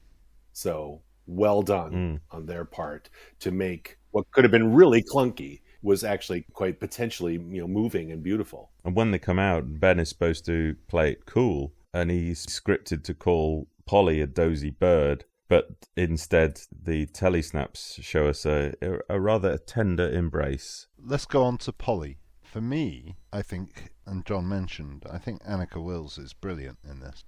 I think she does everything that's required by the script. But, again, on the journey through season 4, we've just seen Polly have the story of her tenure. Yes. Where she is effectively playing the Doctor role. She's driving everything. She's got the companion, Hannah, who she tells off for crying and stuff like that. And yet, in this, she's just written as Fay Ray, damsel in distress, essentially. She's the one who's crying because she's got to walk up a hill. Yeah. Yes, and it's just a shame for the character. But Annika Wills is fantastic. Yeah. Annika obviously had some wins. I think I mentioned earlier that there was a sequence where she was supposed to faint when the characters come out of the idol, but she must have had changed. I'm sure that came from Annika, because I wouldn't have stood in for that sort of nonsense. But yeah, I think it's a fair point. It's maybe not the most strongest dynamic story, and she is the damsel in distress for a good portion of it. I think Annika's great. She's fun, and she gives a really good performance. But maybe, not the strongest story for Polly. Yes, agreed. Apart from escaping from the surgery, she has absolutely nothing to do in episode 2 except hide in the temple. Mysteriously not seeing the Doctor and Rama while she's hiding either. Just a bit of a plot hole there. And apart from her victory not having to faint, she does get slapped by Jamie in episode 4 to snap her out of her, quote, hysterical fit, which is a bit unsavory, obviously. So that's not a victory, but... Is that not medical science? Jess, tell us about Jamie in his first adventure. I think he does quite well. We were talking about how he might feel shoehorned in to the proceedings and how he might be written that way. I really detect only a few lines where it seems like Jamie has been given something to say, which is like one of those lines where, "What should we do now, Doctor? Yeah, Doctor. Yeah, tell us." Those sort of lines. I only hear that occasionally. I think most of the time he's all right. I actually like the partnership of Ben and Jamie, especially in episode 2. They do really well. They have some great interactions in the mines. Another really nice byproduct of the episode coming back is you see some of those gestures that they're doing for each other in communicating with what they're going to do. They have a nice exchange where they almost come. It's like the first time they almost come to a bit of a fight where Jamie says, "I'll be last." That sequence where they're working out how they're going to escape from the mine, and Jamie intercuts with Ben and says, "No, I'll be last." And they have a kind of look at each other, but it's quickly dispelled because they have to, put their plan into action. I think Jamie comes off quite well in this, and I really love how at the end of the episode he's like, "Well, it's great." Like he's totally on board with traveling in the TARDIS, and he's adapted so fast. I did notice there were a few moments in this script where he toned down some of the Scottishness. But apart from those adjustments, I guess that's a good indication of how quickly he's adjusting, and that makes him very likable as a character. And I think it works quite well. He's not sidelined in any way like he will be in the Moonbase. So I think that's a very good start for him, particularly. Yeah, he's almost fully formed. Yeah, isn't he? particularly with a allegedly overfilled TARDIS. I think he comes off quite well. He's very likable up front. You enjoy him. Actually, he and Ben really work together. They work together very well. So it's a shame they work. It was always going to be one or other of them, and sadly, you never got to see that really progress much further. I think the one bit for Jamie which I don't like is when he falls down that little hill in the caves and he has to be rescued. Yes. That's almost like, was that meant to be comes out of nowhere originally? Isn't it? Yeah, it's really With random and it's not helpful for the character as well. I don't think they should have done that for him. But there's lots of fun, like when they're trying to work their way out of the work gang. Fraser has some really good stuff in there, so I think he's good. You can see why he was the production team took a shine to him. But this thing about Jamie and Ben not having enough dialogue to go around, or Ben's dialogue being half, I think there's plenty for them to do, but it is a bit crowded in that you don't really need Jacko and Sean, do you? So there's 4 of them. The whole plot device of getting them out of the work gang is really resolved by rescuing the Doctor from the back of the Amdo statue. So there's quite a lot going on for quite a simple resolution. So it's just giving them all things to do. But yeah, I think Jamie's great. Let's do Zarof. I think he's great. I think he's dreadful. Next. There we go. That's probably it. Opinion is divided on the subject. He's playing. I think he's playing the performance, the material asked of him. I can't see how you could really, given the context of the story and everything that was happening around him, I can't see him playing it any other way. And I think that's fair enough. I hate to be more on the side of Gav than you, John. I hear what you're saying. It absolutely does depend on how you approach the story and your tolerances for this compromise and that compromise. I think it might be more of an indictment of the script than it is in anything to do with Zarof, with the first performance. I think he gives it a go. His cliffhanger acting in episode 3 is memorable and unforgettable for good reason. And so I will absolutely give him that. I question the material, but I think given the material, I think he does absolutely what needs to be done with a role like that. I just think he's a terrible actor. I've not seen him in anything else, but I think his performance is shocking. For a long time, I agreed with you. I have definitely tempered my opinion. Funnily enough, Gavin, I was just about to say, can we somehow establish whether Joseph First can act? And he can, and he's in quite a lot of stuff where he's really good. So on the Underwater Menace Blu-ray, there's a drama called The Midnight Men in which he plays some fictional European prince. There's like a dozen Doctor Who actors in it, right? Yeah, there's Troutton's in it, and Weiler. Andrew Keir. Yeah, thank you. And he downplays in that. His accent is a lot softer. He's obviously European. He's in the first Callan, where he plays a really complex character who is both sympathetic and villainous. He's an arms dealer who also likes playing with toy soldiers, and it's really well done. People speak very highly of his appearance in John. Are you talking about Dr. Korczak and the Children? Yes. That's a stunning piece of drama, and he's amazing. It's got Anton Diffring in it as well, and it's a stunning piece of drama. So he is, there's no question. He had the chops to give really, really good performances. If he can act. Right, he can act, but his performance in the Underwater Menace is of a certain style, and if it's not your cup of tea, fair enough. I love it. Gav doesn't. That's fine. I think he's turning up his accent because the script demands it, and also accents often slip when you are raising your voice. Listen to But he's just garbling his lines. He's just getting through the lines. He's not giving it anything. Haven't I done this? Haven't I? Yeah, but he's playing manic. It's like he doesn't care. I know what you mean. It doesn't quite come off as truly as I would like it to, those kind of lines. So again, whoever said it depends on what, I think it was Jess who very wisely said, it depends on the framing of what you're watching. And if you're watching a mythological with a mad scientist in it, he's doing it great. And the other thing about his performance is he bounces off Troutton so well, they are almost a comic duo. Yeah. The scenes together are the absolute highlight of the production for me is the interaction between those two actors. Oh, for sure. Two actors together like that raise each other's level.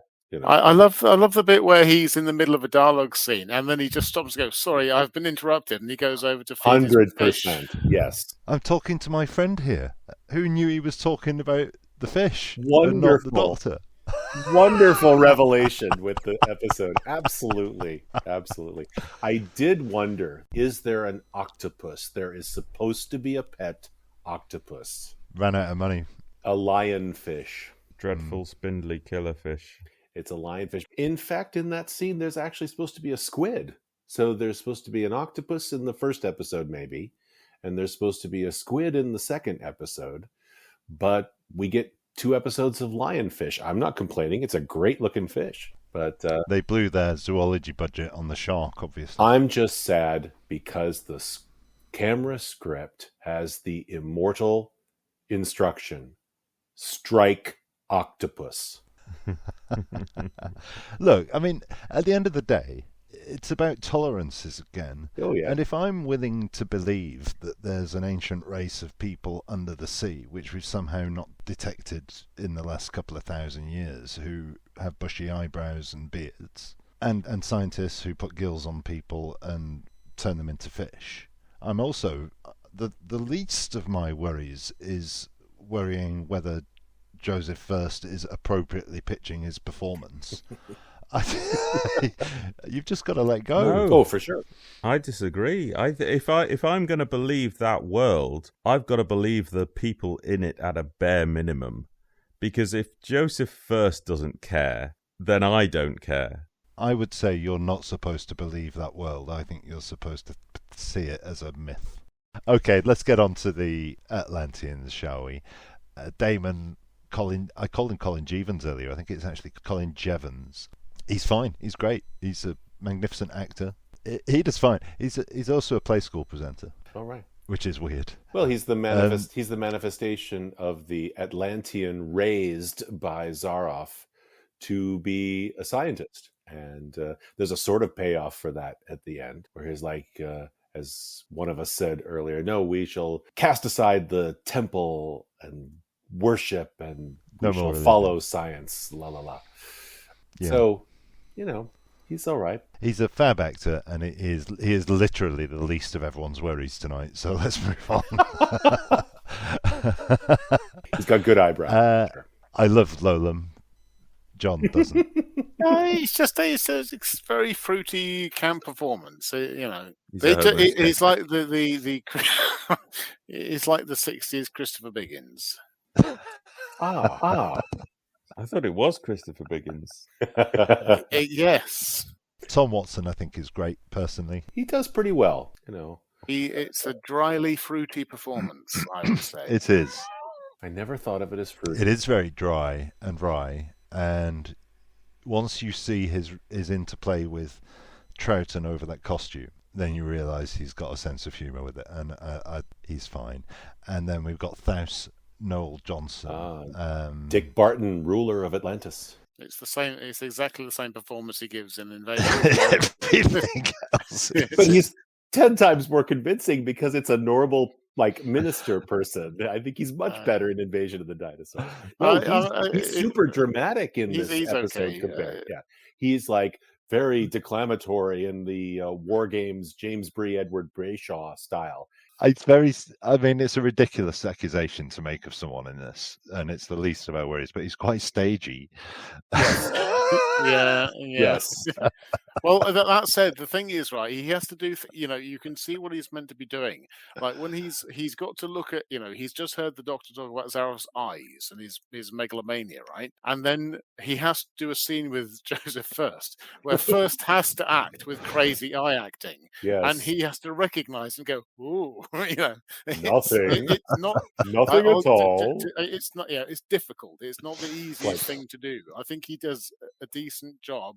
Quite so. You But know, he's definitely doing shouting in the evening acting. Sure.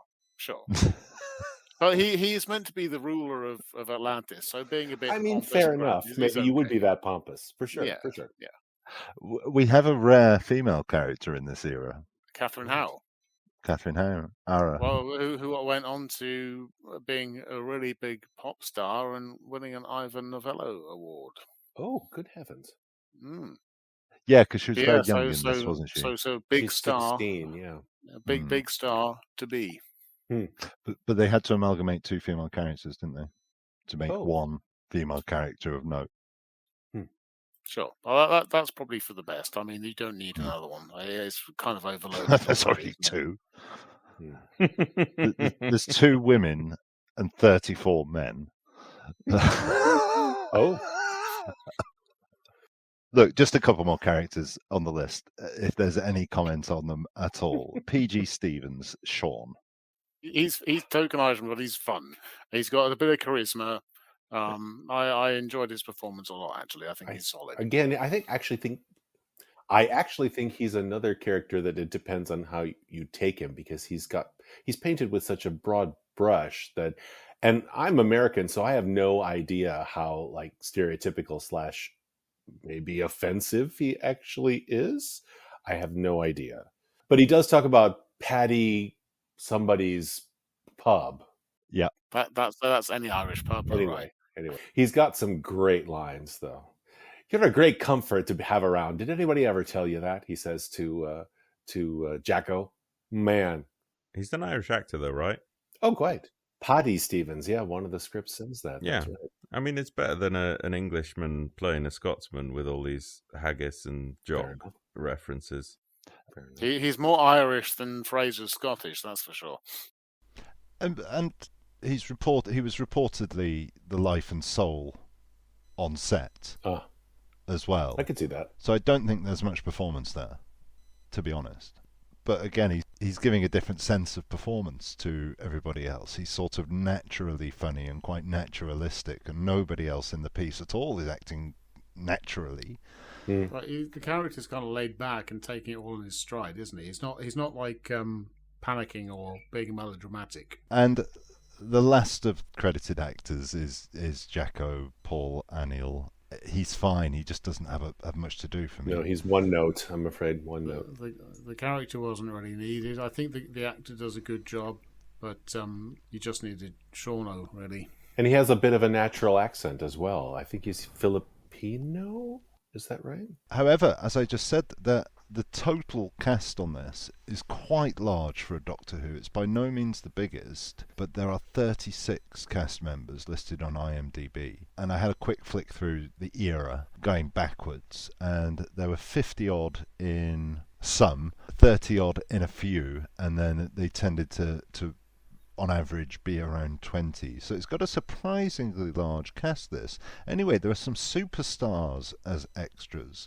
So, top of my list, Bill Burridge. Ah, yes.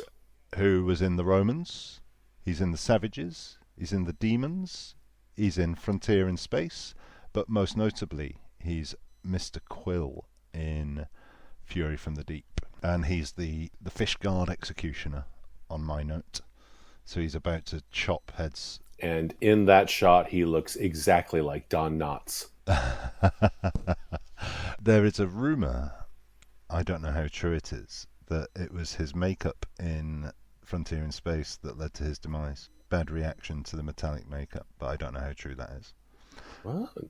I've got one more to talk about. Reg Cranfield's in it. Why is Reg Cranfield well known? Oh, he is one of the constables who walks through an unearthly child at the beginning. I forget if he's in the pilot or in the unearthly child proper, but he's the chap. He's the very first person in an episode of Doctor Who proper. Nice.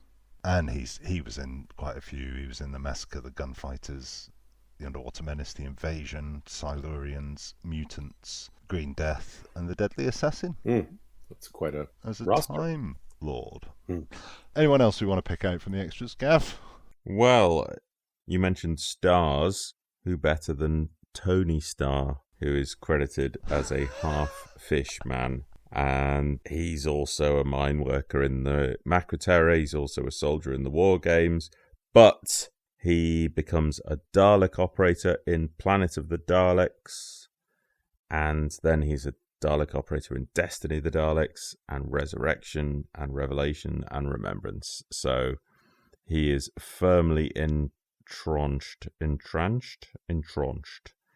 the Doctor Who world in Dalek casings. Speaking of Dalek casings, did we mention the other Dalek operator who appears in this story? Gerald Taylor. Gerald Taylor plays Damon's assistant in part 1 and 2. And he's helping with the surgery, but clearly he doubles up as not just as a surgeon, but as a nuclear technician, because he's Zarof's assistant in part 4 as well. Yes, that's right. Without eyebrows. Sadly. Most memorable because he is Vega Nexos in Monster of Peladon, and that voice is unmistakable. He does have a very deep, lovely voice. Yeah. John, do you want to rattle through any extras?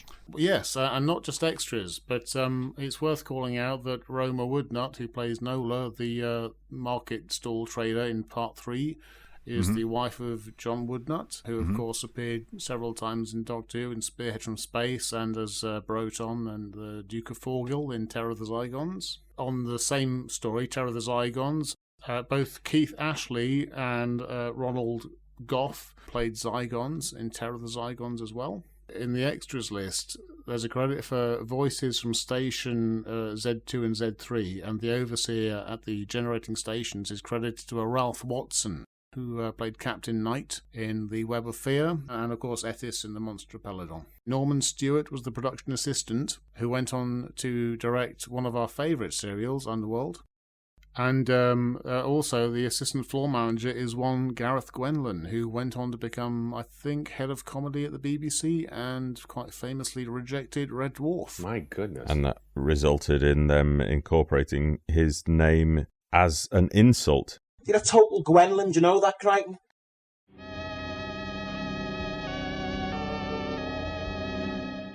So, let's give it a review and summarise our feelings about it. So, Jess.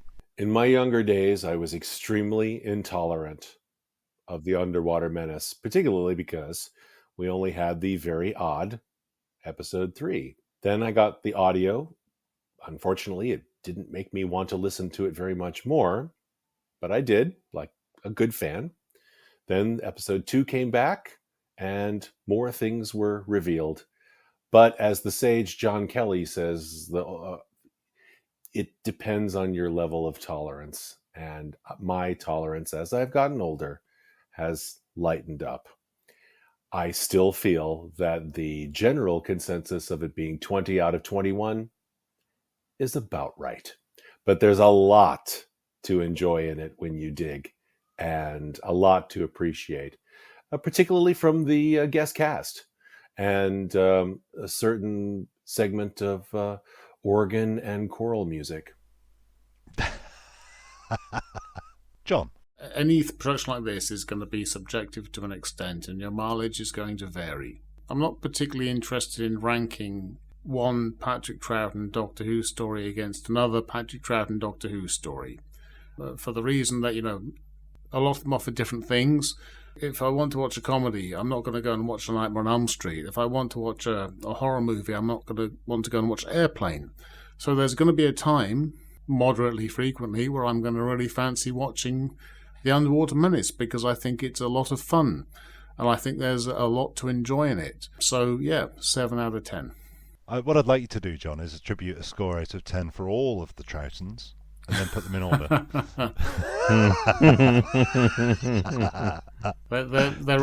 They're all 7 out of 10.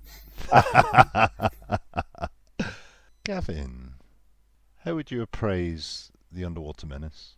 Well, the problem with these types of story is they involve a lot of politics, and I think that's what makes some historicals a struggle, establishing the relationships between the people, and it's all about persuasion, which isn't necessarily very compelling. But if you contrast that to a base under siege formula, monster of the week, it's more black and white. It's like a united front against a common threat. You don't need to have long, boring conversations with the king about whether his second in command can be trusted. So you get this with Macra or the Highlanders. It's a societal drama with maybe a creature thrown in. Zarof is the threat, but there's a lot of chat about hearsay and accusations that can be a bit tiresome, and the setup and the payoff is all improvised, and it's not very rewarding. But I love the Underwater Menace. I think it's weird and interesting and inventive, and it shifts from one episode to the next, and it's just a great shame that it's topped and tailed by the two best episodes, and we don't have them. And it's really frustrating, because much as I love 2 and 3, they are kind of a little bit, if you'll forgive the pun, treading water as they maneuver into the final act. So I have a lot of love for the Underwater Menace, and I would love to see some more of it. That's a really good roundup, Gav. I find episodes 1 and 4 genuinely exciting from what we can discern, and I find episodes 2 and 3 genuinely entertaining. I think Zarof and Troutton are brilliant. And, you know, as I approach my late 20s, I have become more tolerant as well. I wanted to watch things, I wanted to like things which other people would like, and I just don't care. I like this on its own terms. My criticism largely is that every single cast member seems to be playing in a different style of drama to everybody else. And there's a huge inconsistency, so that gives it a slipperiness. I don't care about the bad science. I don't care about its bit in Atlantis. I think that's a really fun thing to do. Like we said, when I first saw it, I found it captivating that it was this vintage bit of film that had been put in a load of 60s Doctor Who. Yeah, I really enjoy it. And Doctor Who is a show with unlimited scope and reach in what it can do. And there's absolutely no reason why Doctor Who can't do this. And I think it's fine. And I think it's interesting and unique. And yeah, I have enjoyed reviewing this story in preparation for this more than any other episode so far. I've just really enjoyed it and learned to be more tolerant while I'm doing it. So yeah, it is a highly desired return for me.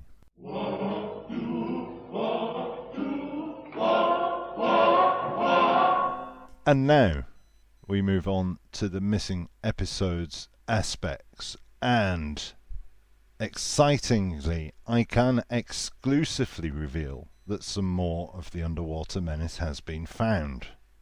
What? Is it Reese? Has Reese done it? It's always Reese. Reese Williams. First, he brought us the hippos in the wheel in space. Then he brought us the horse riders from the Mythmakers. And now Reese has been looking at every piece of shark footage that exists from the 1960s. And he has identified a section of footage of about 5 seconds with the shark swimming towards the camera and then turning abruptly. He does qualify this by saying it's probably not the original source, but the shark clip survives in this particular program he's found. And it was broadcast on Friday the 30th of December 1966. Of course it is. It's the Unconquered Ocean 6 Pattern of Life. Amazing. Good grief. Well done, Reese. He's an animal wrangler. He is, isn't he? It's all animal footage. So Rhys Williams is an absolute phenomenon. He has found 3 bits of missing Doctor Who. He's a remarkable person, Rhys. What do we have? We have a selection of centre clips. So we have a few short clips. We have 1 clip from episode 1. We've got a couple of short clips from episode 2. We've got a couple of short clips from episode 3. And then from episode 4, we've just got the 1 centre clip with Zarof immersing himself in the water. These were discovered by Australian missing episodes megastar Damien Shanahan at the ABC in the 1990s. More on these in a second. We also have episodes 2 and 3, and we'll talk about how we have these in a moment. So, as ever, the episodes were originally recorded onto videotape, edited, and then broadcast from tape. However, film copies were made for distribution and broadcast overseas. We know where the Underwater Menace was sold from BBC sales paperwork, and if you check out the brilliant website called Broadcast, and I will put the link in the blurb, by the very wonderful John Preddle, you will see that he's stitched together a suggested pattern of sales and therefore has worked out a likely distribution of these prints.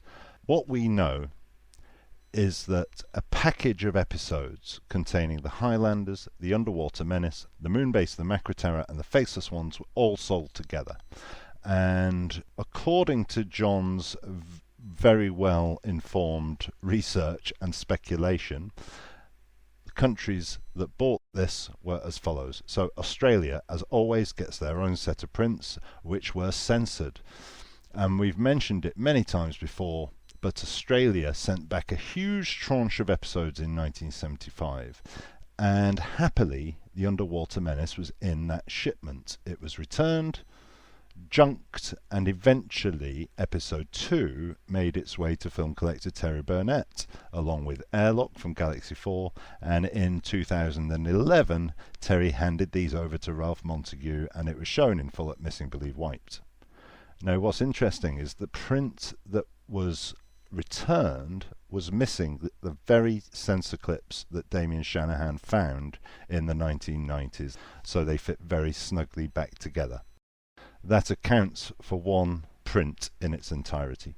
So back to the world tour. Uganda gets its own copy next in 1968, and John speculates that that was sent on to New Zealand. Why does he think that? Well, there's a brilliant piece of deductive reasoning which we will cover next time on the Moonbase, and John can tell us himself. New Zealand broadcast the Underwater Menace in November 1969, and records indicate it junked its copies in 1974. That's not the end of the story though, because Singapore then gets its own print for broadcast in March 69.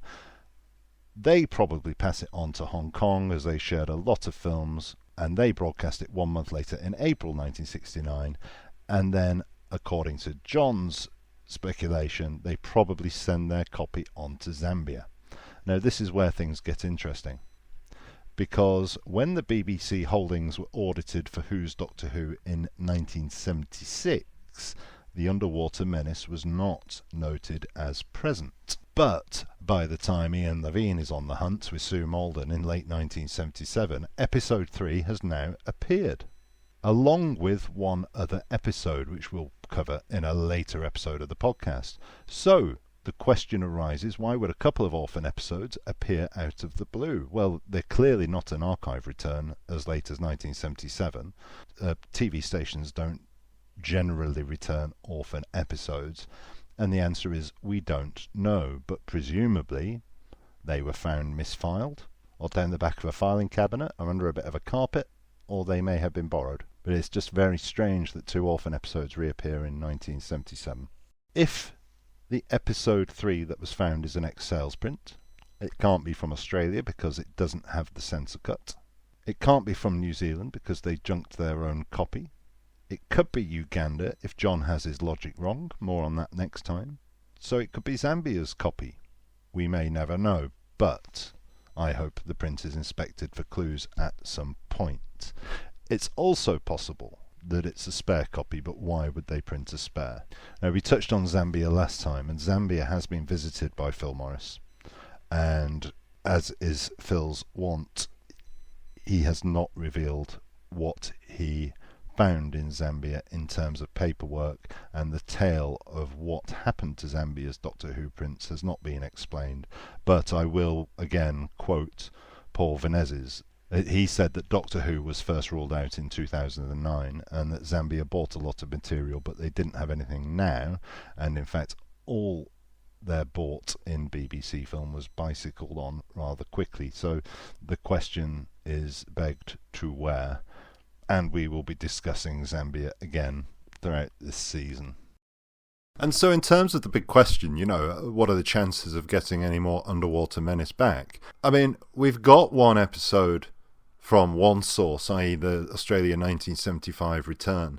So if one episode escapes into the wild, could the other 3 have escaped, 2 of which are missing?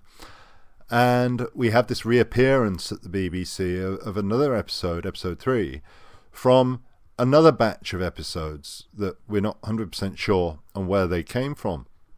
So, with the usual caveats of this all happened 50 years ago and the films would have had to survive, and we've not had a return for 12, 13 years, Underwater Menace stands as good a chance as any of being found. In fact, I'd say it has a better chance than most, just because we've seen that an episode of it was salvaged from the BBC, so why not more?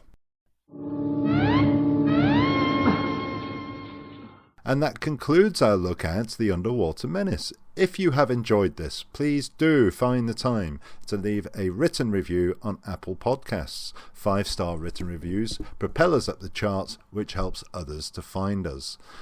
Our executive producers are the Neptune-like Bedwyr Gullidge and Rich Tipple, splendid chaps, both of them. Again, many thanks to the brilliant artist for hire B. Garrido, who produced the cover artwork. And if you'd like to support me in putting this podcast together, help me cover the not inconsiderable costs, and to keep me in biscuits, head to www.patreon.com/missingepisodes. Not to labour the point, but the only way this podcast can exist is through the generous support of yourselves. On Patreon, you get early access, Ask Me Anythings, exclusive videos, and there's a load of extra goodies on there. Our middle tier Mighty Kublai Khan patrons have a monthly Missing Episodes chat with yours truly, and they are a lot of fun, and you also get a mention in the podcast. Speaking of which, thanks so much to all of our patrons. Your generous support is truly appreciated, but especially Jess Jurkovic, Tim Arding, Sarah Irving, Tony Carroll, Paul Cook, Andy Kitching, Simon Whitehead, Ray Badrick, Matthew, Sinead Morse, Jamie Bate, David Matthewman, Simon Exton, Gary Gillett, Jim Trenowden, Dean Poole, Jack Sharp, Chris Phone, Piers Carrig, Phil Mitchell, Joe Bowers, Michael Page, and Peter Harness. If a Patreon subscription isn't for you, then you can still access new content at Patreon as a one-off, or you can leave me a tip at code-fee.com/missingeps. And if you can't support us that way, then please do spread the word. We have a YouTube channel, so please subscribe, and I can be found on Twitter, or X, at Doctor Who Podcasters, and that's with a DR. And finally, Gavin, Jess, John, thank you so much, and not forgetting the brilliant Giles, thank you for that, Giles, whose books are available at all good bookshops, and they are amazing. Goodbye for now. Goodbye.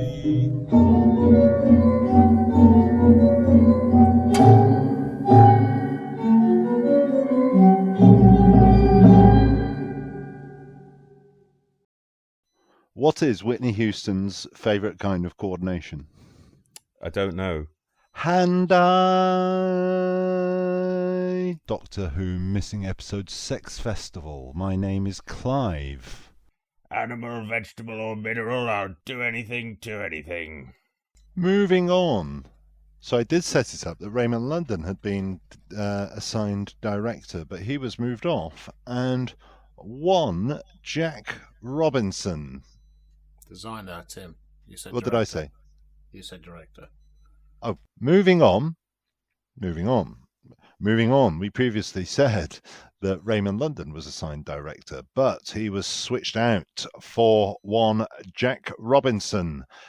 John, give us the full biographical background of designer Jack Robinson, please. I have no information. Did you just say director again? He did, yes. I thought he did. Dear But then I God. thought, no, I've had half a bottle of wine. I didn't, did I? You did. I think he did. Moving on, we previously said that the designer assigned to this story was Ray London, but he got switched out for one Jack Robinson. John, give us the full biographical background of Jack Robinson, please. Well, having studied interior design at the College of Arts in Manchester, Robinson had joined the BBC as a designer in 1964 and worked on mainly education Mainly and political news, programmes. current affairs, was it? Did he do a 30 minutes? Smith- Did he do a Tales of the Unexpected? Because that's what I was going to say. Well, you don't have to do it now, Tim. Very little is known about Jack Robinson. He was known as a news and current affairs designer. I think he did a Tales of the Unexpected, didn't he? He didn't. It's just come to me.